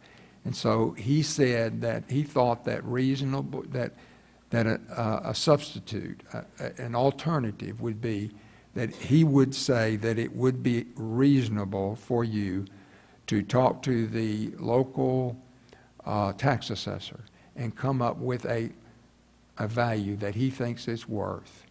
And I talked to Kevin Stafford about this, and he said, well, we may end up having to buy some, and it's not going to be much money involved, but buy some leases. So I recommend that you allow me to contact Greg Andrews, the tax assessor, and try to come up with a reasonable figure for the value of the leases involved.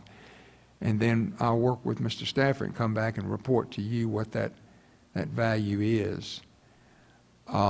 There are two ways you can do the lease.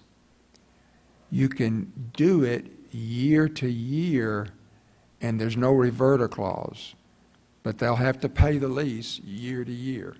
He did approve also a lump sum payment, but in other words, they would just give you X dollars and they don't have to pay you every year, but it'll be a larger amount, obviously, and he did authorize it to be perpetual, he did not want any other word used. He said perpetual.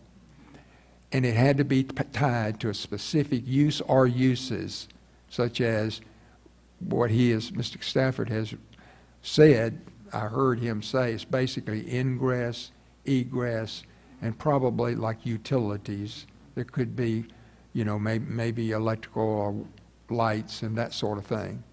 And so basically, if they do a lump sum, if they ever stopped using it for those purposes, then it would revert back.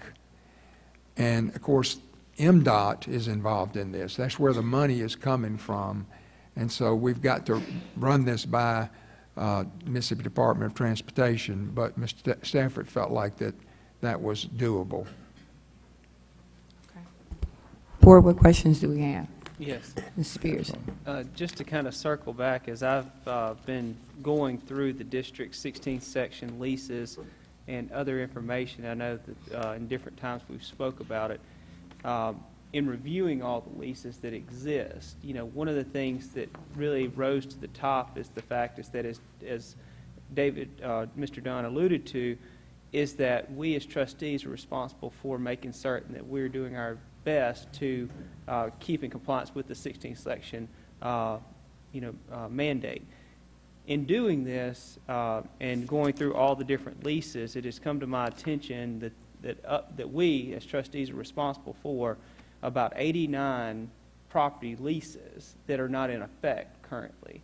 Therefore, these individuals, whether it be subdividing lots that maybe a former lease owner had held, or whatever's come about it, that there are about 89 individuals, which I have here in order, and it has been verified through the tax assessor's office, that we should work to that end as to contacting these individuals as well as drafting, or following leases to see that all of these are, number one, set up to where they can pay the amount that they're supposed to be paying, whether they can carry forward off the old lease that they may have tried to contract with, or if there are new value leases among the ones that are here, that they would, of course, be paying an adjusted valuation for those particular properties, which, of course, do come back to the school district. So I have a question, Mr. Dunn. So if we have those 89 properties that aren't currently paying according to the original lease, certainly they should be paying. Right. Okay. That's an excellent question. This is the first time I've heard about the leases. I would think that, and in all due respect to Mr. Andrews, I'm assuming you got this from Greg Andrews' office. I doubt if he's gone to the courthouse and checked the title to see, but maybe he has. I would want the opportunity. I would think you'd want me to call Mr. Andrews and say, hey, what did y'all do? Let me just state that I started my research with what is sent to the school district, and the individual who is responsible here at the district in the accounting office, and she, of course, was able to, put together all of the different leases that we have that come in every July. And, of course, from there, I was able to go through individually, as you can see, the printout that's here, to find out as to who is here. And then after I was able to evaluate them, I took them to Mr. Andrews to ask if he could decipher some of the other information, which he was able to look through and see how different things are coded.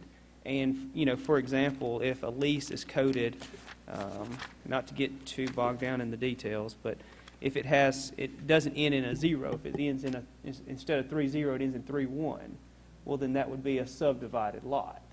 And then if you cross-reference that to see, well, this particular person doesn't have a lease, the other person that had the original lease may be here. And so that's how the 89 were identified as to not having leases, and that we as the district should have that because they show up on our report that comes in every July to be certified. Okay, we have those, and so that's how that we ended up with the 89. And let me respond, not to question what you've done at all. I think that, you've been very detailed in that, but you are not the trustees of the original leases. Another entity is. The mayor and city council, by, basically a court ruling, has said they are. Now, if that entity has not been billing those leaseholders, but there are valid leases out there, then I'm not sure that legally we can, say to those leaseholders, you've lost it, because if they weren't billed, it's really not their fault, maybe. I don't know for sure, but I think that we have to take the position that we've got to check and give them the opportunity to say, or explain, bring their title up, show us something, do some research. Let me ask a question. Mr. Dillon, be sure I understand you, that really the only way to get to the bottom of this, as I understand you, is for you or someone in your office to go down to the courthouse and just physically check all of those leases. Is that correct, sir? I think that's the absolute certain way, and then point this out to the city, and then have maybe the city attorney and myself sit down and try to find out why this is not happening, why they're not being billed. I can see this as being a huge deal, and I could see that lawsuit, landowners, filing suit again or opening up that case again, and saying, look, it's not our fault. The city should have been, we thought we were paying. We just pay the bill they send to us. Now, I'm not defending anybody, but on the other hand, I think before we step off into this, we need to have some communication between you and the city. All right, let me ask you this. Given the magnitude of these 89 leases, I mean, I know it's going to be time-consuming to go to the courthouse. What are we looking at time-wise? I mean, is this something that could be done in a month or two? How long is it going to take a physical examination of these leases to take place? That's a great question. I don't think you would have to run the entire title to the property the way you would if you were going to check the title for a loan, for instance, or a purchaser. You would just have to get the chain of title down to go back to see if there was a lease in 1919 was the year. So you're not worried about creditors and this sort of thing. You're just looking at the chain of title. I still think that probably, getting an abstractor to do the work could take, a couple of months. Okay. So then, Mr. Dunn, with that research, then you should be able to tie back to the data that Mr. Spears has, and then we know that we're looking at the same information. Right.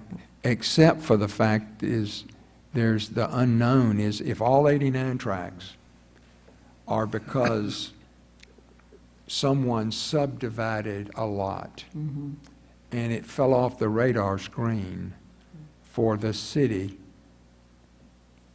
They're basically the trustees. It fell off their radar screen. You still got the question, legally, is that a default on behalf of the landowner, or do they have the opportunity once the city now bills them for the past lease payments that were due?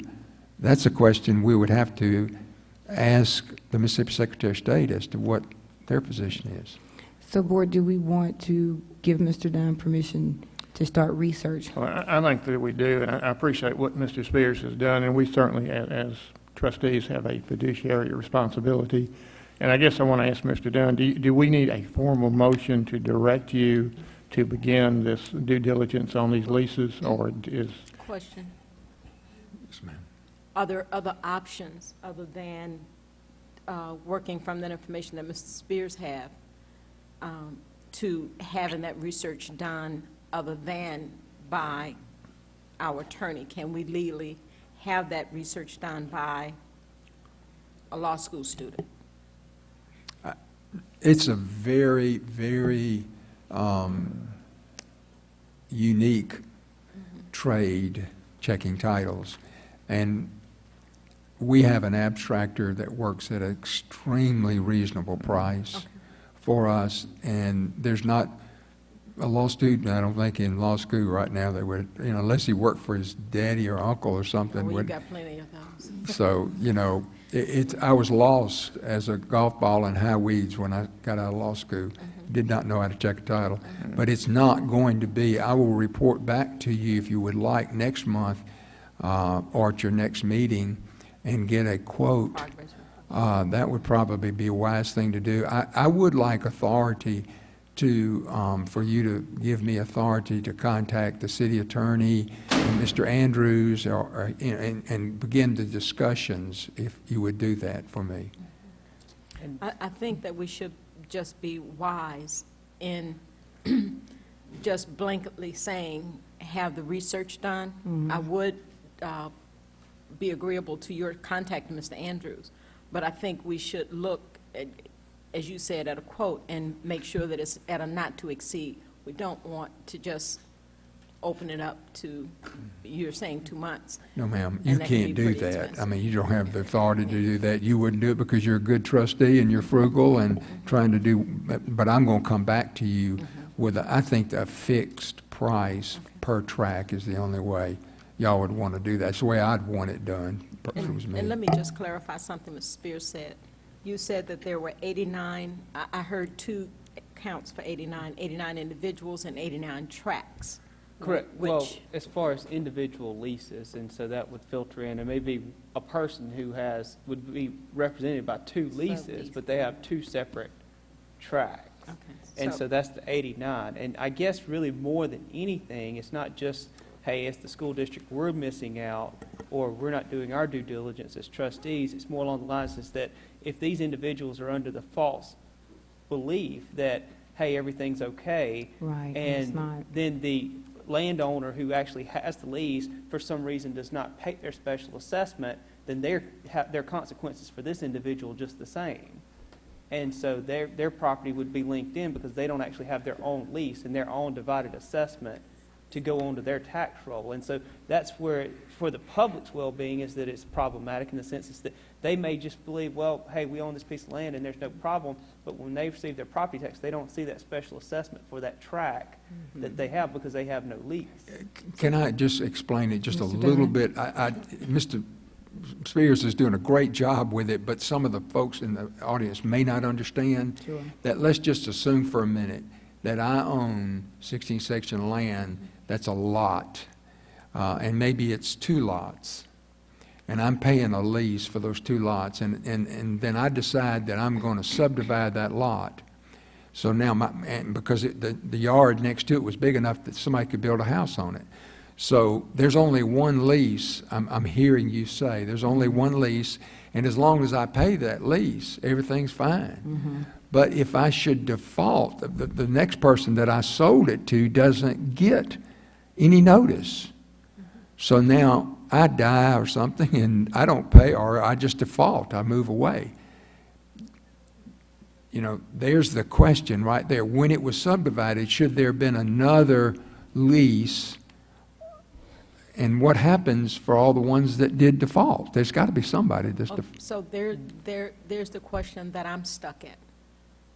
Is the onus on the school district to verify that, or is the onus on another entity to verify that? Because we don't get into those. There's a great point, and that's why I'm saying to you, I want to talk to the city and to the county, because I'm not convinced at this point that this is your responsibility.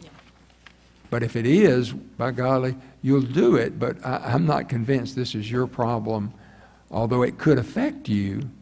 And if there are defaults out there, then you should have that property to manage and lease, and it's not going to be for $2.75 a year.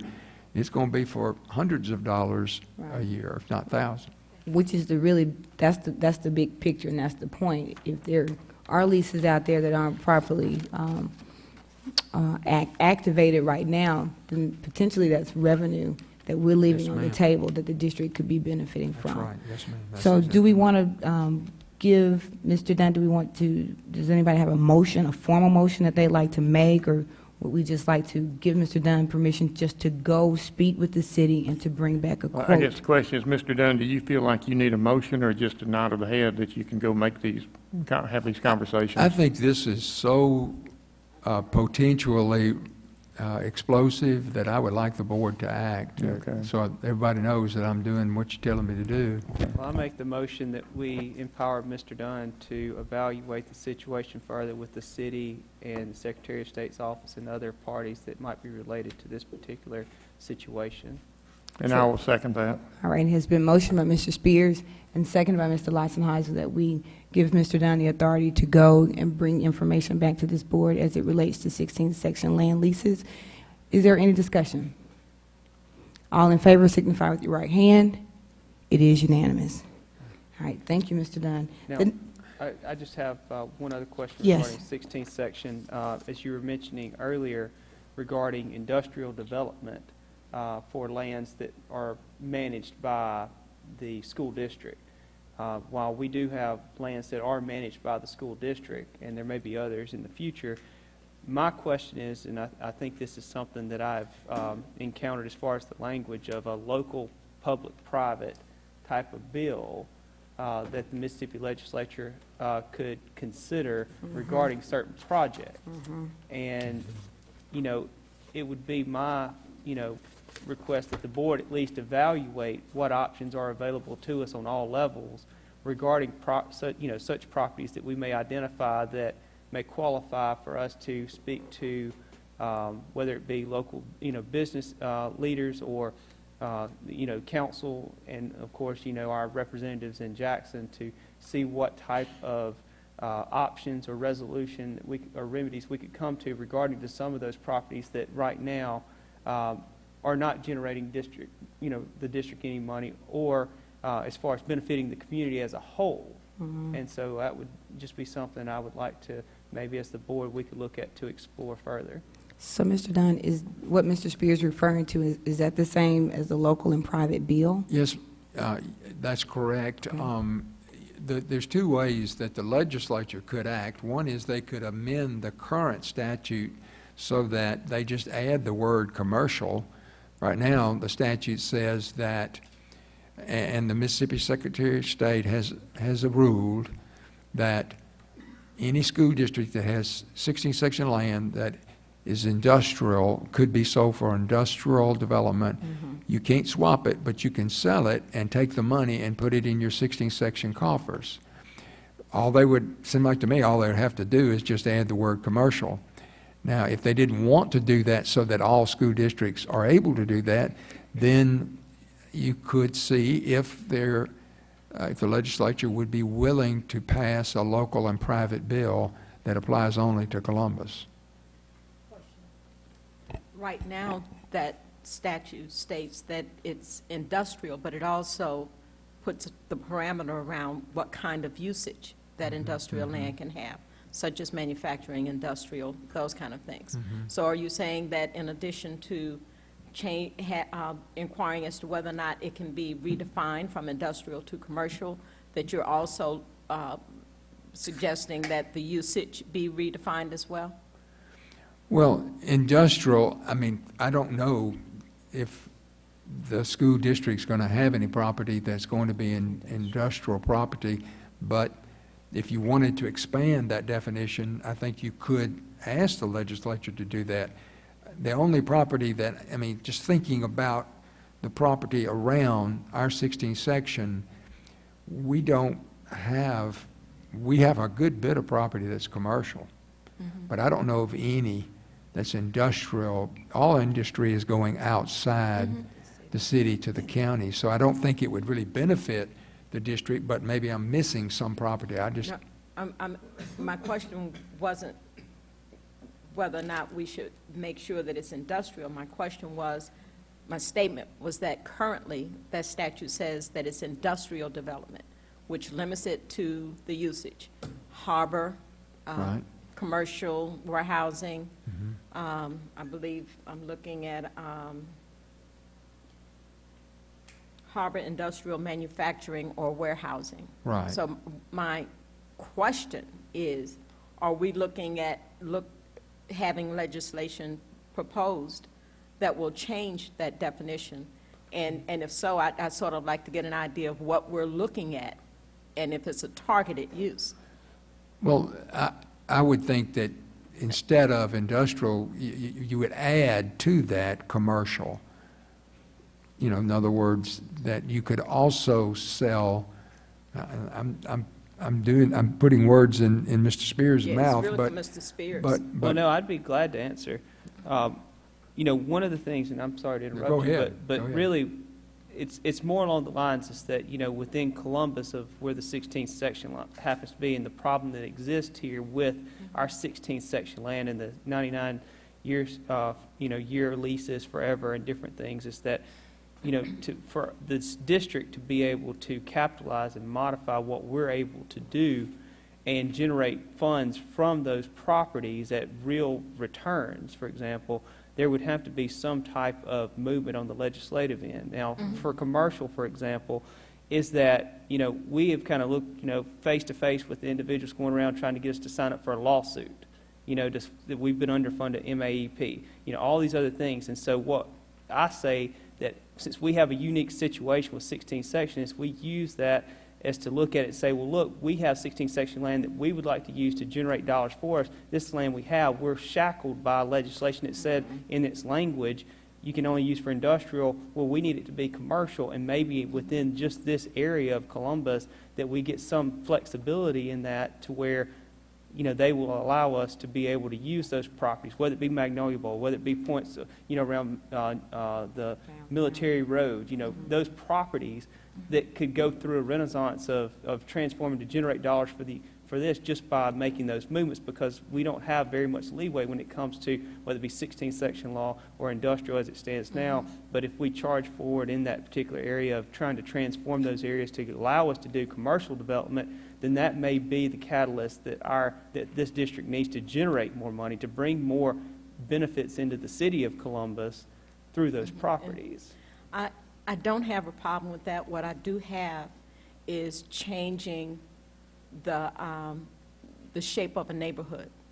Sure. And if you're looking at changing, for instance, the current, the old high school, if you're old middle school, if you're looking at changing that for specific use, which will impact the neighborhood in terms of traffic and increase the number of people who are residing in that small area, to me, then the only way I would suggest that we even look at that is if we have community input on that specifically. And just because for we're looking at impacting the community. Well, no, I agree, but I think the difference, if you're talking about the Lee property, is that it's not 16th section land.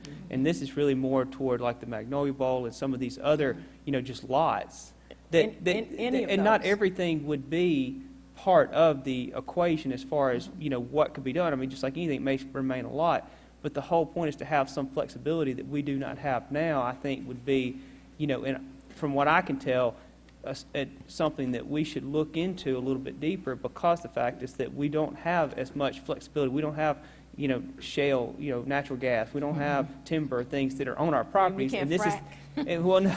No, but the whole point is that we've got to say these are our assets, and this is the only way that we're going to be able to make them generate any revenues at all. But it's not just for the district as much as it's about, whether it be shopping centers or anything else that could come inside the city limits into certain areas that they cannot come to now because of that restriction of 16th section that is in place. Sure. So we know right now, Board, we've taken the action to allow Mr. Dunn to go and gather information about 16th section land. And so Mr. Spears and to the rest of the Board, if after he comes back with that information, then maybe we can figure out if we want to pursue this from a legislative standpoint. Is that good? Sounds good. All right. So the next item. Yes, we did. It passed. The next item is item number 8B, which is the resolution for the band expenses from January 2015's meeting. Mr. Dunn. Okay. Last month, on the claims docket, I believe there was a claim by Mr. Charles Cooper for $330. You pulled it to find out what was involved. Mr. Cooper is a band instructor. He attended a conference, or actually a clinic, in Natchez on December the 12th of last year. His registration and trip was pre-approved. He got down there and found out that the students that he had with him, I don't know how many there were, but they were not registered.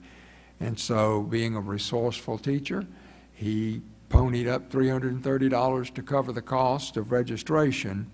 And what he represents is it was not his fault, but he couldn't let them not attend this band clinic. He made it happen, and so it's basically undisputed that he paid it. It was for a school district purpose. He's got a claim, and you have the right, if you make this finding, you have the right to reimburse him in full. Board, if we want to accept this resolution, it will require an action. Is there a motion? So moved. It has been motioned by Mrs. Fisher. Is there a second? Second. Second by Mr. Spears. Is there any discussion? All in favor, please signify with your right hand. It is unanimous. All right, thank you, Mr. Dunn. The next item on our agenda is that of the consent agenda items. Board, we have had the opportunity to review all of our policies that we need to consider to approve so that we can make them a part of the CMSD policies. One of the things that the Board did ask Ms. Lenore, and if we could do it quickly, that would be great. We don't have to go through the policies because we've all had a chance to review it. But if you could just take us to the home page so that everybody knows how to identify or where to locate the policies? Sure. Beth is at the homepage now, and if you'll scroll down towards the bottom of she's under district info, but it's just as easy to go to the bottom too. We'll take you to both places. On the right side, under documents and publications, there's policies. Click there, and you can see we had our policies imported into the MSBA system last year. So that's a list of all of the sections that we have policies, where the policies are. One thing that you can quickly see is the adopted date, and whenever we make revisions to the policies, they're placed over in the revision column on the far right. Ms. Lenore, will you also show the board where to go to do a word search, just a general word search? Sure. To find a policy? Okay. Beth, will you go to district policies, to the right there, and then search policies. Right. And you can go in and search by the section, or if you like, you can just type in the words that you want to search for and click search, and if we have policies related to that, they will appear right there. Right. So, for example, field trips. And I would type in field trips, and it will give me back all the policies in CMSD that's associated with field trips. Correct. Okay, But board. she's under Section A, so there's not any there that yield any results. Click any and field trips.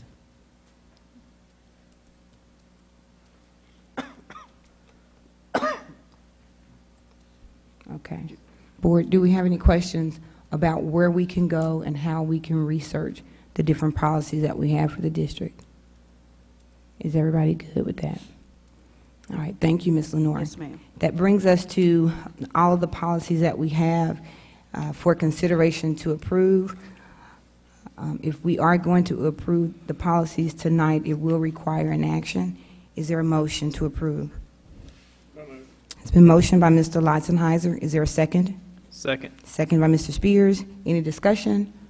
All in favor signify with your right hand. It is unanimous. That brings us to approved board member travel and training for MS, the Mississippi School Board Association 43rd Annual Meeting. Board, we do have the travel expenses that's associated with that training before us, and we've had an opportunity to review it. This will require an action for us to approve. Second. Motion by Mr. Lotzenheiser, second by Mr. Spears. Any discussion? All in favor signify with your right hand. It is unanimous. The next item on the agenda is the consideration to accept a donation from the Walmart Foundation and the Mississippi State Giving Advisory Council for $75,000 to help us fund Project Lead the Way. Board, in order to accept these funds, it will require an action. Is there a motion to approve? So moved. It has been motioned by Mr. Spears. Is there a second?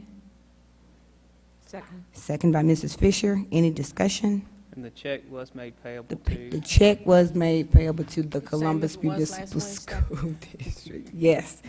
All right, so we should not have any problems with cashing this version of the check.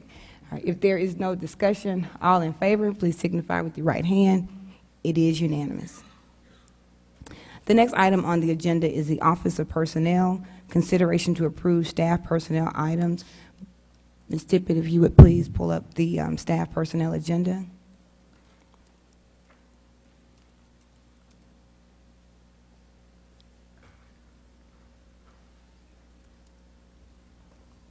All right, so Board, we do have the staff personnel agenda before us, and we have had an opportunity to review it. This will require an action. Is there a motion to approve? So moved. It has been motioned by Mr. Spears. Is there a second? Second by Mr. Lotzenheiser. Any discussion?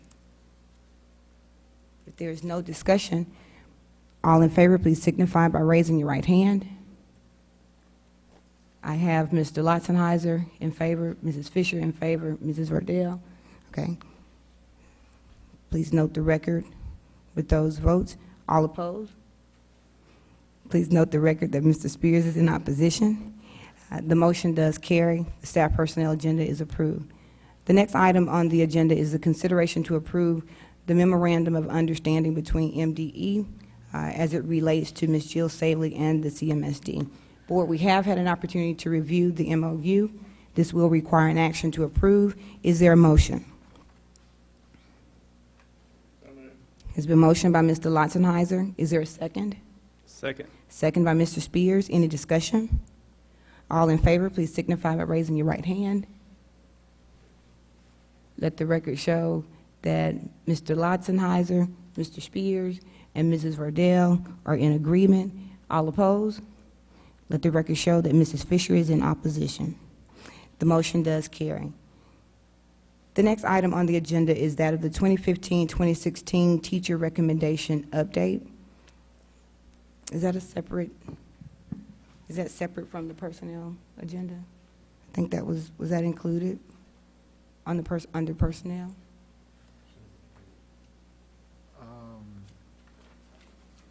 It's not in the, I don't see Mr. Hunley? I don't see a separate attachment. All right, ma'am. Yes, All right, Mr. Hunley. Madam President, members of the board, Dr. Hickman, I would just like to share with you the process that we, as a district, are incorporating to consider the teachers for recommendation for the 2015-2016 school year. And I'll have a supplementary handout I can pass up to you if you would like to follow along with me. Sure. we would, Madam President, Mr. Dunn. if we're going to hand something out and it's not available, then we need a copy made for each person up here, and then one copy for the. We can accommodate. So, Mr. Shannon, if you would just withhold one copy, and I'll look on with You know, Mrs. on the Fisher. we have a board folder back there, and y'all can just pass it around to anybody in the audience, so they can see the same thing that we're looking at. If you got extras, I'm sure they would appreciate.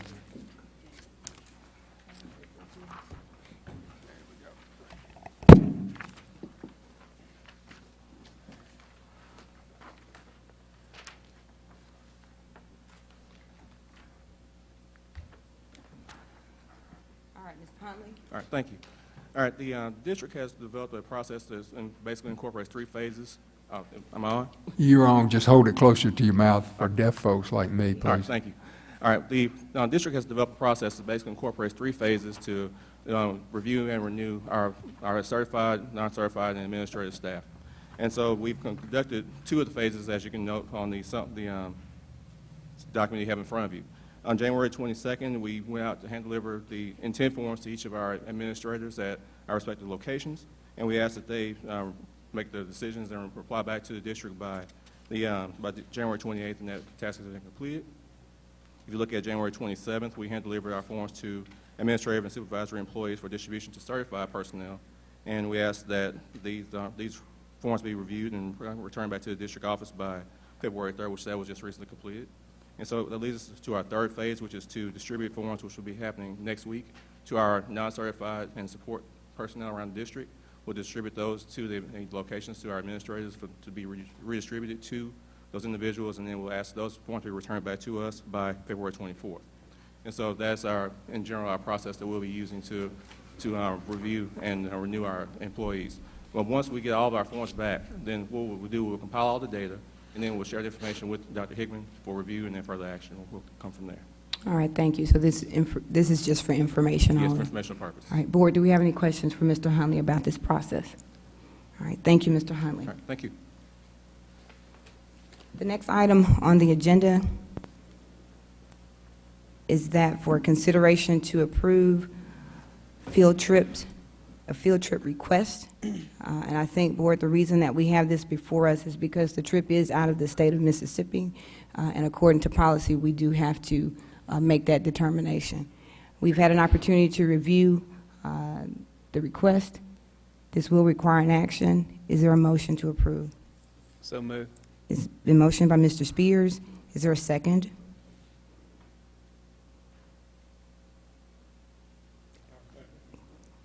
Thank you, Mr. Lotzenheiser. Any discussion?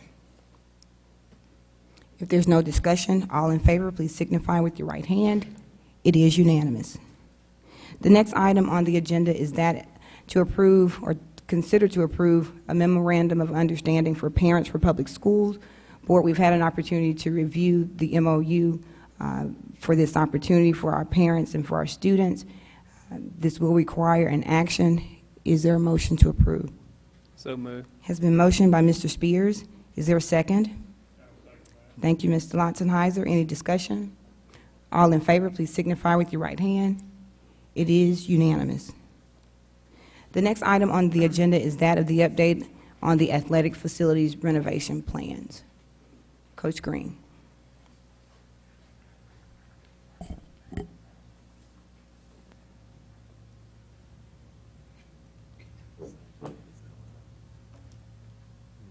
Thank you.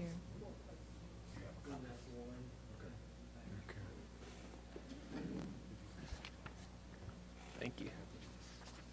And just so the public knows, there should be a copy of the report that Coach Green is passing out on the table at the back of the room. Well,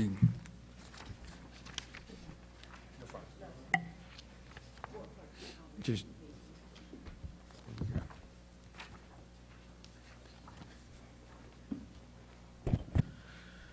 You were asking me to update the part of the athletic facilities. This was not the major part as far as the track and the soccer renovation that Mr. Stafford gave a report on Wednesday. I thought this was for the update on the other facilities. Baseball hitting facility, still taking bids. We'll have room for restrooms. We'll have room for lockers at the end of the hitting facility. We plan on having this done by the end of the summer. Really no urgency. We cannot get started until after baseball season. So I'll keep you updated as the bids come in. Baseball scoreboard, you have a picture of the scoreboard, which is the first one in your packet. It has been approved. Bids have been approved. It is being made and hopefully will be up by the first game. Press box renovation has been approved. They have started work. That's the, let's see, we're getting a new roof, new siding, trim, painted inside and out, AC and heating system, and a sound system, and ice machines. Hopefully this will be done by the first game. Softball concessions and lockers, currently taking bids. This cannot start until after the season in the summer. Softball fencing, still taking bids. Cannot start till in the summer, coming in under bid. Softball scoreboard. There's a picture in your packet, number 2. Bids have come in. It'll be erected after the fencing goes up.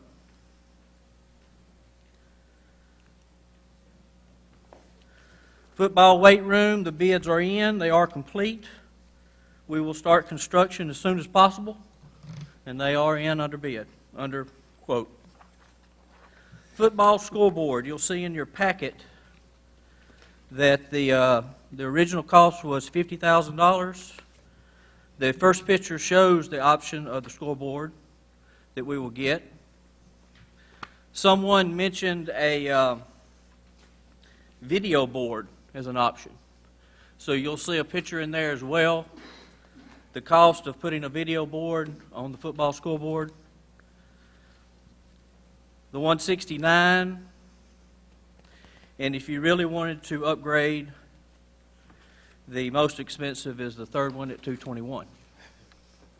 So if you choose to go that route and spend more money on a video scoreboard, please let me know if the money is available, and I'll be glad to get that scoreboard for you. May I, please let me say something. Okay, Mr. Spears. Mr. Green, you've done a great job, and I'm not saying anything about this, but it's really related to the end cost, because as I stated from the very beginning, this is out in the public, and I mean, if you're taking bids and you know, okay, well, we're going to allocate $50,000 for this project and $10,000 for this project, whatever, and now I look at the end cost, I mean, $6 under that. I mean, am I just seeing this world in a different way? Because I really have an issue with that, is that if we're going to spend $1 million, for example, which I'm not advocating spending $1 million, to be clear about this, if you say you've got it out there for it to be spent, it's going to be spent. And so as you can see, as the numbers continue to come in, 10,000 for this, 50,000 for that, you can be the lowest bid by a penny now. You don't have to be competitive. And I'm not saying against the practice that's going on, but it's just, it gives me, because you would want people to compete and say, what can you do it for? And I know there are certain things that have to be fixed, like electronics or school boards. I mean, there's a certain cost they're going to be. I understand that. But now it's almost like we're sitting a line, and then, of course, people are trying to get up as close to the line but still be right under the line to get the win in this particular area. And maybe I'm just evaluating this the wrong way, but it's just when you see, as all these numbers that were first brought to us, you know, from all the different places they were compiled, we're spending right up to them. I mean, the goal in my mind was that we wanted to get this done quality, you know, whether it be scoreboard, whether it be facilities or whatever, but it was to be able to minimize the cost in doing that, but how the best we can. And as you can see, that's not going to occur. I mean, you put out $2 million in a big pot for people to carve up, it's going to happen. And you're going to end up and say, well, we didn't spend $2 million, we spent $1,995,000. Mr. Spears, I would like to say that when I gave the bid of $20,000 for a scoreboard, I went and thought, this is not the highest scoreboard we could get. No, and this is not towards you. I promise you. I just want to be clear. This is not, I'm not directing this or projecting this onto you. I mean, this is in my mind, and I'm just going to say it for what it is. This is a mistake of the board. Because we've approved and said, hey, let's go forward with these numbers that we see, because this is what we're, by accepting to say we're going to take this money out of this, you know, the fund balance and put it over into a separate account, and we're going to commit it to the redevelopment of facilities or whatever. We're simply saying is that we're comfortable as long as we come in under $2 million, what we get is what we get.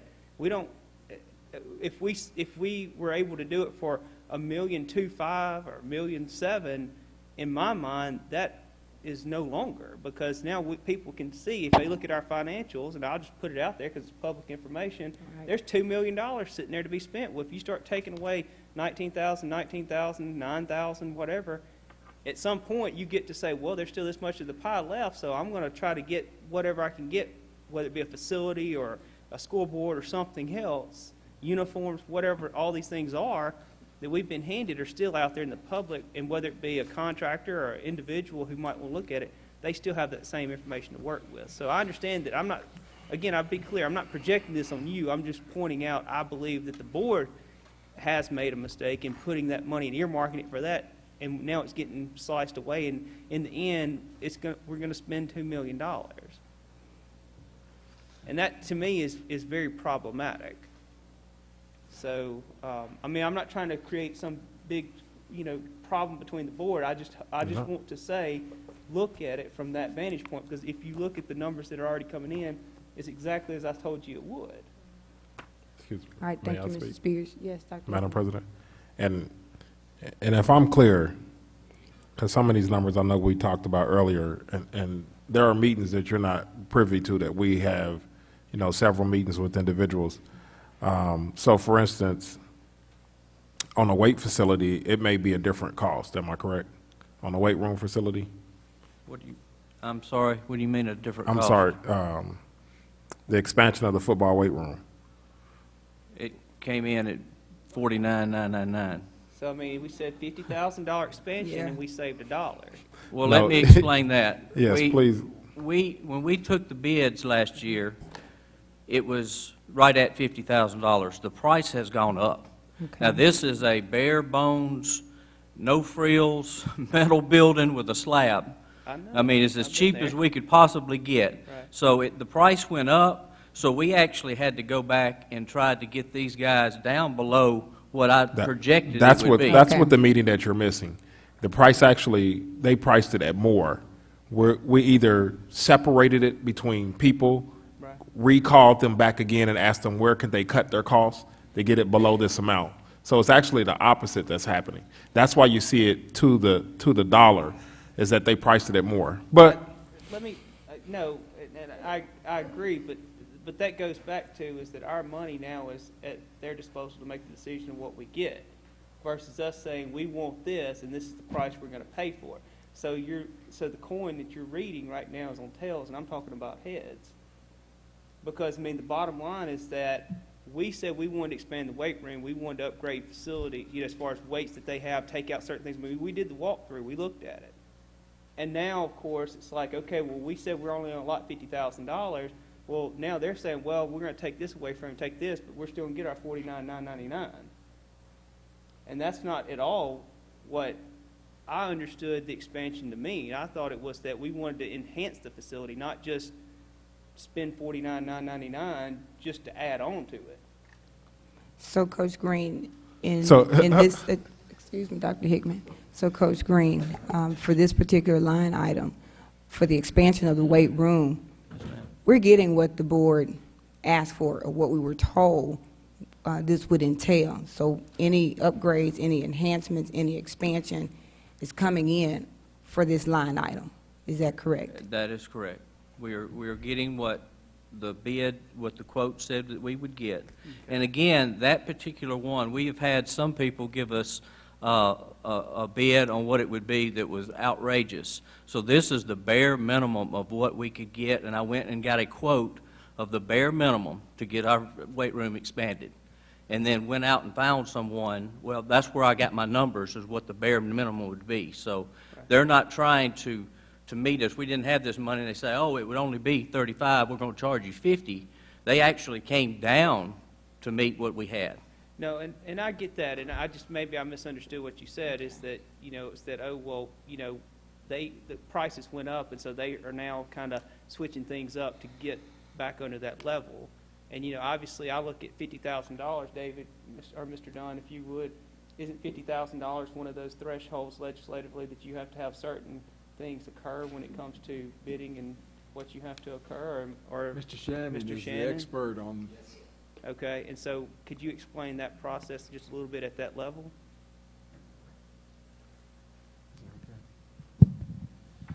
Yes, sir. Anything over $5,000, we have to have two quotes, from two signed quotes from different vendors to proceed. Anything over $50,000 has to go through a bid process, and also if it's a structural item, you may have to involve an engineer or an architect in order to proceed.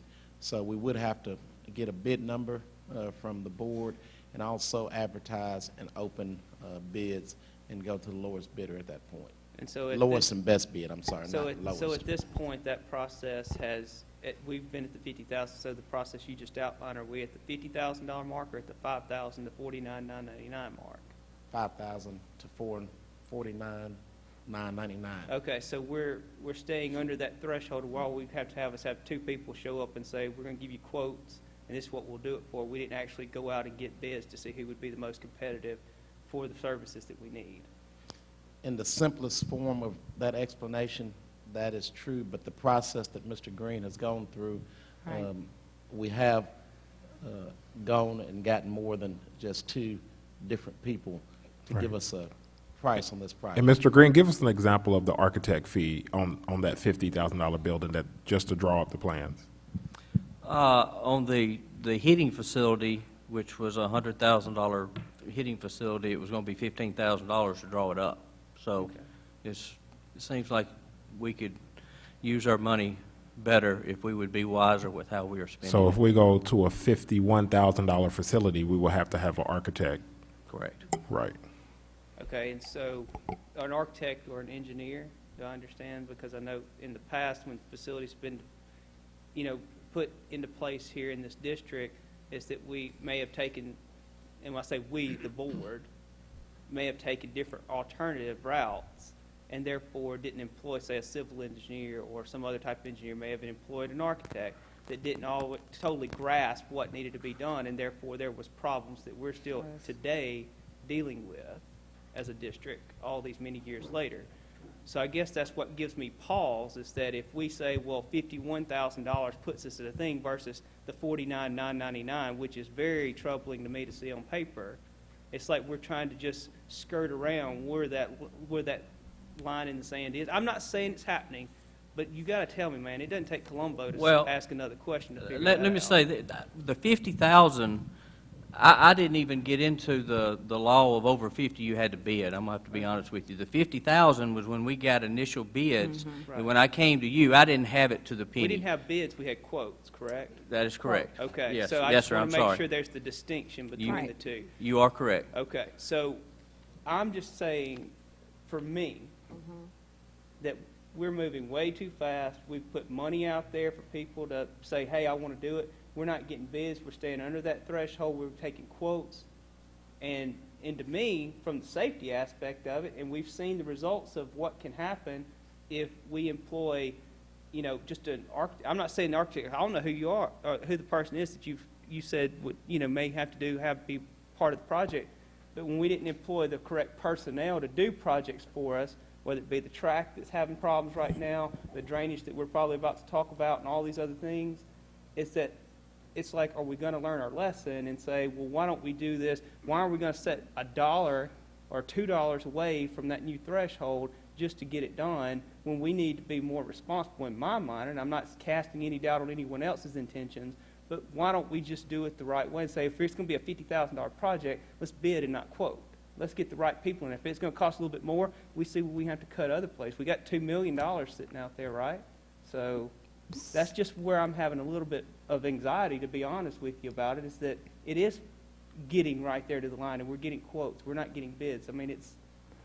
So are you suggesting that we want to spend more for this? I would say if $1,000 more puts us to where we can feel that we're doing a little bit more due diligence in our efforts to these facilities, yes. Mr. Green, are we saying that... we're not talking $10,000, we're talking $2. With the architect, that would be 16,000. So, but that was on a $100,000 facility too, and this is a 50. So I mean, obviously, that's not. It's not a direct correlation between just because the price goes down that's going to be it, and it may be different architects. I don't know. So, Mr. Green, are we working with an engineer now to help us lay out the plans for these upgrades that we have? Yes, I'm also checking to get a second quote from a draftsman or an architect so that we could get a cheaper price than what was quoted me to begin with. Okay, because and again, I'm sorry. No, go ahead. The 50,000, when I came up with that figure, was based on what we needed. It just happened to come in at 50. I didn't pull 50 and say, y'all, we got to stay under 50 to save money. I said, we need this building, and it came back at $50,000. Well, it just seems reasonable that if we would make it $49,900, we save ourselves a whole lot of problem. There was no manipulation of the system. It just happened to come back in at $50,000 for the size of the building that we wanted. I don't believe in coincidence. I never have. Okay, so Coach Green, will you continue with your presentation, please? You saw the basketball locker rooms. They are currently under accepting bids. They'll hopefully be finalized by the end of the basketball season, painting, new flooring, new lockers for the girls and the boys in the weight room. Basketball scoreboards, you see a picture of the basketball scoreboards the bids are in and will be installed after the season. Madam President, I would Mrs. just Spears. like to be clear, we're not taking bids, we're accepting quotes. We're accepting quotes because no bid packets have been submitted and approved by the board. Which is correct, because we're trying to stay under the threshold of the legislative $50,000. Now, I'm going to go on record saying that. Okay. So that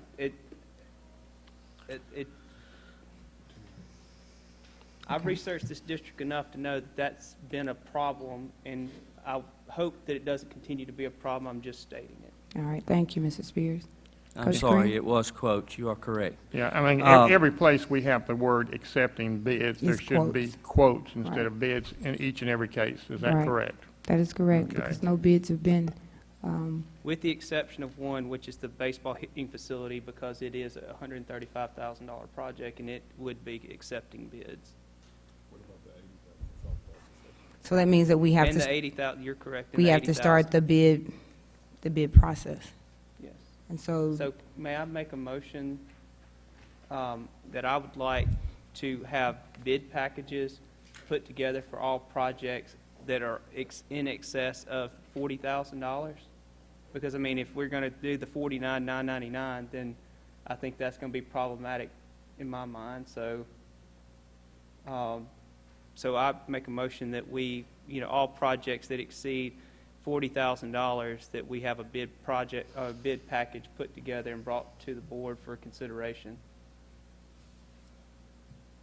okay, so Mr. Spears has made a motion that for all projects, and these are just the amounts that Coach Green has put together based on quotes that he has already received, but that any of the projects that exceed $40,000 would require us to go through the bid process. Is there a second?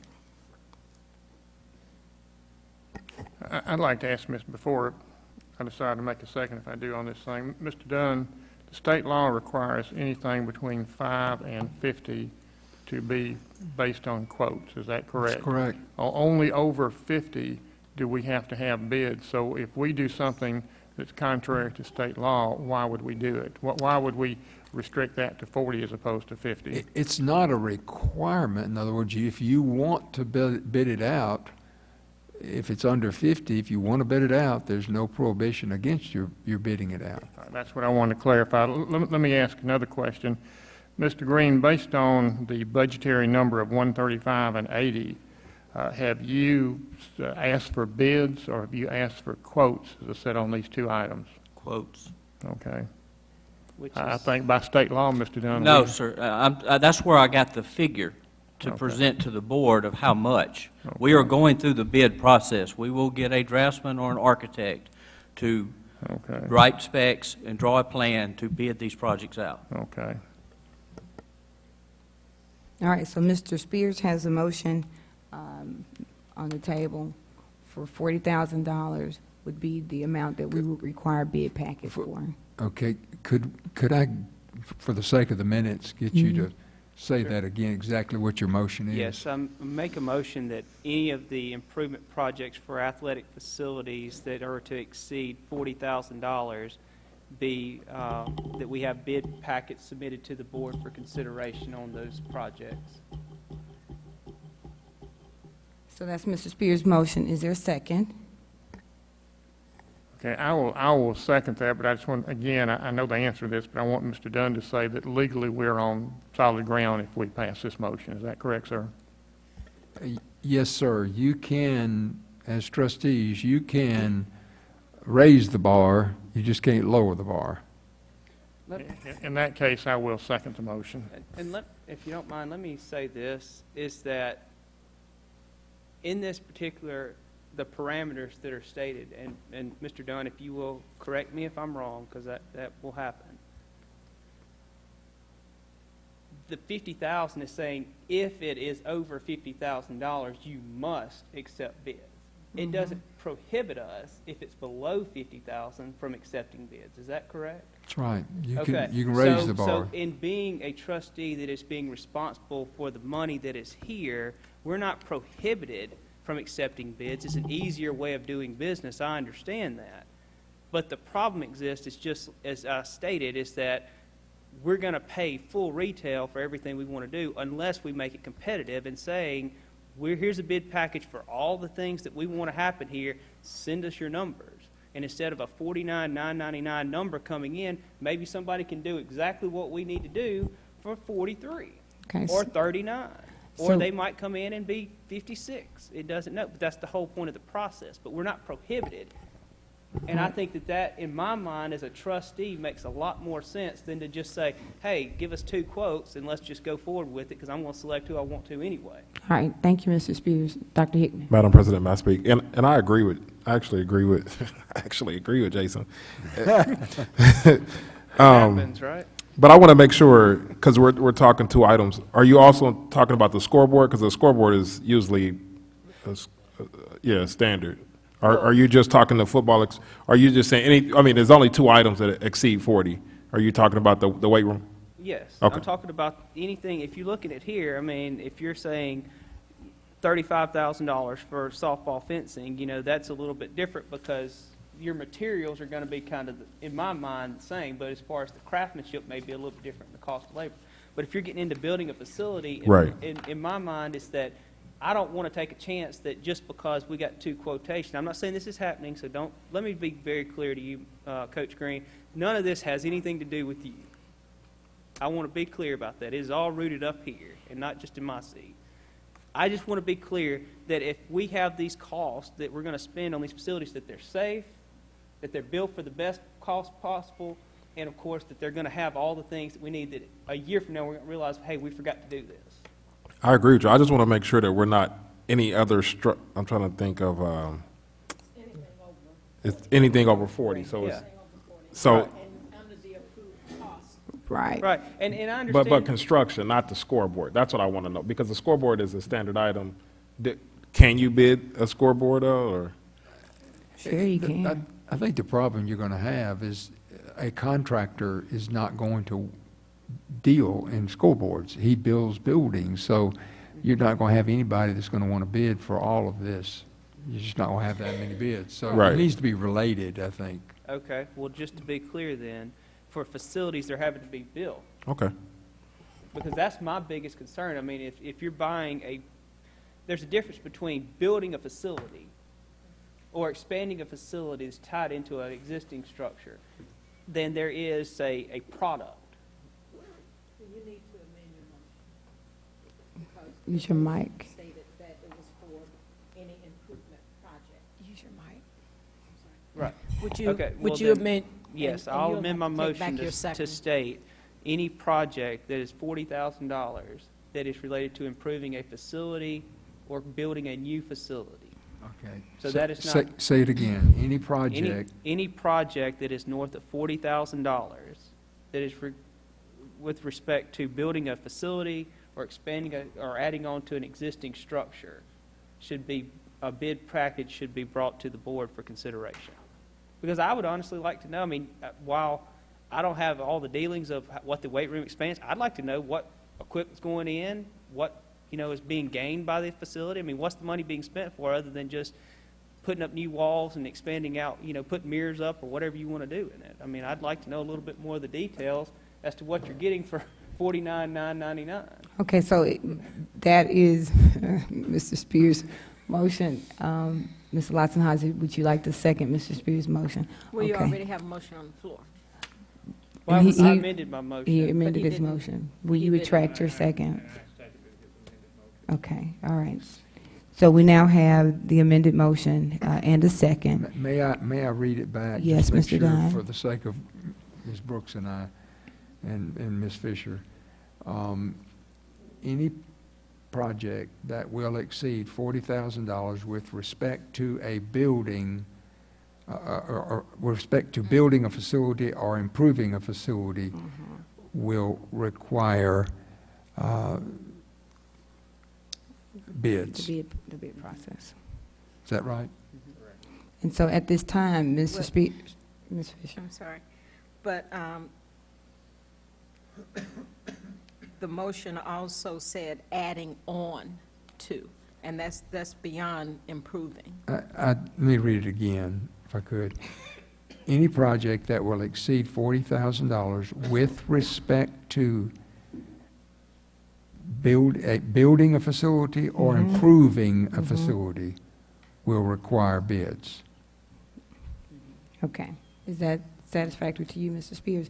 So if I'm correct, that would include 3 projects that we have before us, right? The baseball hitting facility, softball concession stand and locker rooms, and the expansion of the football weight room. So it has been properly motioned and second that any of the items that are to be built or expanded upon will require, that exceeds $40,000 will require a bid. And may I ask one other question? Yes, Mr. Is this Dunn. going forward forever? Or are we talking about this particular situation? Because, basically you can't,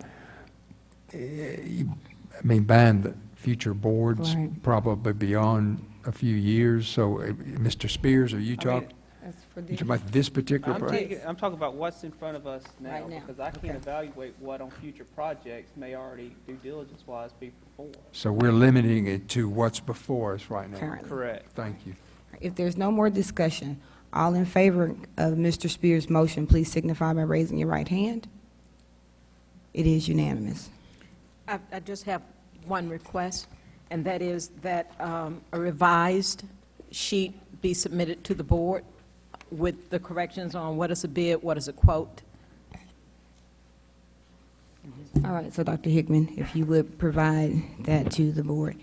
Coach Green, did we Ma'am. let you finish yet? I just had 3 more, and All then right, I'll continue, be gone. please. The CMS weight room, I got quotes for the weights, and they will be delivered within the month. CMS uniforms, I also got quotes on those, and they are underway as well. And the CMS scoreboard in the CMS gym, I received quotes on it as well. It will be put up when the high school basketball scoreboards will be put up. Okay. Are there any other questions for Coach Green on the information that he shared tonight?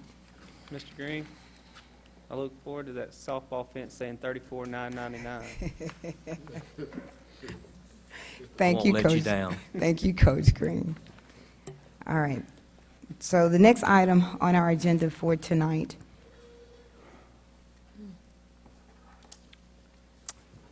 is under the Office of Business Management. I know that Mrs. McGar is not here, but Board, we have had an opportunity to review all of the reports that she has submitted. She also left for us, I think, Mr. Spears, you'd had a question about being able to make extra payments toward GO bonds, and she did provide a response to your question. I did see it. So is that satisfactory to you? Yes.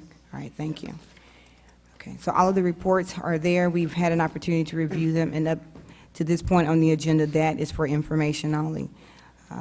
The next item on the agenda is that of the certification and summary of reconciled bank statements.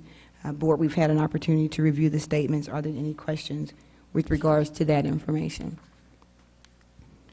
If not, the county tax analysis, we receive that report every month. Do we have any questions with regards to that? Just an observation that Yes. the collections went up first time. That's a good thing, right? Because you've been asking about that for the last, Maybe if you ask enough, you get what you want. maybe. It might work that way. All right. Is there any other questions with regards to that? If not, that brings us to the tentative budget calendar, which is for information only. I do remember Mrs. McGar asking us last Wednesday to determine dates when we could start the budget review process with the board. And I do see that the time is getting late. So I would ask that the board consider us maybe using the time, and Mrs. McGar isn't here to ask her how much time it will require, but that we use some of our board review meeting at the sites to kind of go over that information as well. And if we find ourselves needing more time, then we can always schedule an additional time to meet with her. So we would ask that Dr. Hickman and Mrs. Brooks, if you would just let Mrs. McGar know about those meeting dates, and she can include the budget review for those meetings as well. All right. So the next item on the agenda is the debt restructure for information only. Does anybody have any question about that? She did make sure that she provided 2 analyses for us to consider. If not, that brings us to the monthly CMSD safety report, and that is for information only. No action needs to be taken on that. Board, do we have any questions about the information that was provided? Okay, if not, that brings us to item number 13, which are the different dates to remember. And I do remember item number A, we made a change to the agenda so that we can take up consideration to approve actually moving our meeting date, which is our regular meeting date, from the 9th of March to the 16th of March. This will require an action. Is there a motion to approve? So moved. Has been motioned by Mr. Spears. Second by Mr. Lotzenheiser. Any discussion? All in favor signify with your right hand. It is unanimous. So the next item would be item B, which are all of those dates for consideration. Brings us to the CMSD Annual Calendar Board. We did receive a copy of that in our packet so that we do know what items we are to review and what reports we are to review for next month, and as they correlate to each one of our goals that we've laid out for the district. The next item on the agenda is that for closed determination for executive session. This does require a motion. Has been motioned by Mr. Lotzenheiser. All in favor, please signify with your right hand. It is unanimous. At this time, we'd like to ask that the public please step out, and we will let you know if there are any items for consideration for executive session. So now that we've returned back to regular session, we are at the point of our agenda to approve the claims docket for this month. Board, we've had an opportunity to review the docket. This does require an action. Is there a motion to approve? It's been motioned by Mr. Spears. Is there a second? Second by Mr. Lotzenheiser. Is there any discussion? All in favor signify with your right hand. It is unanimous. The next item on our agenda is the last item, and that is to adjourn the meeting. Does require an action. Is there a motion? Motion by Mr. Lotzenheiser. Is there a second? I'll second that. Is there any discussion? If not, all in favor signify with your right hand. It is unanimous. Meeting is adjourned.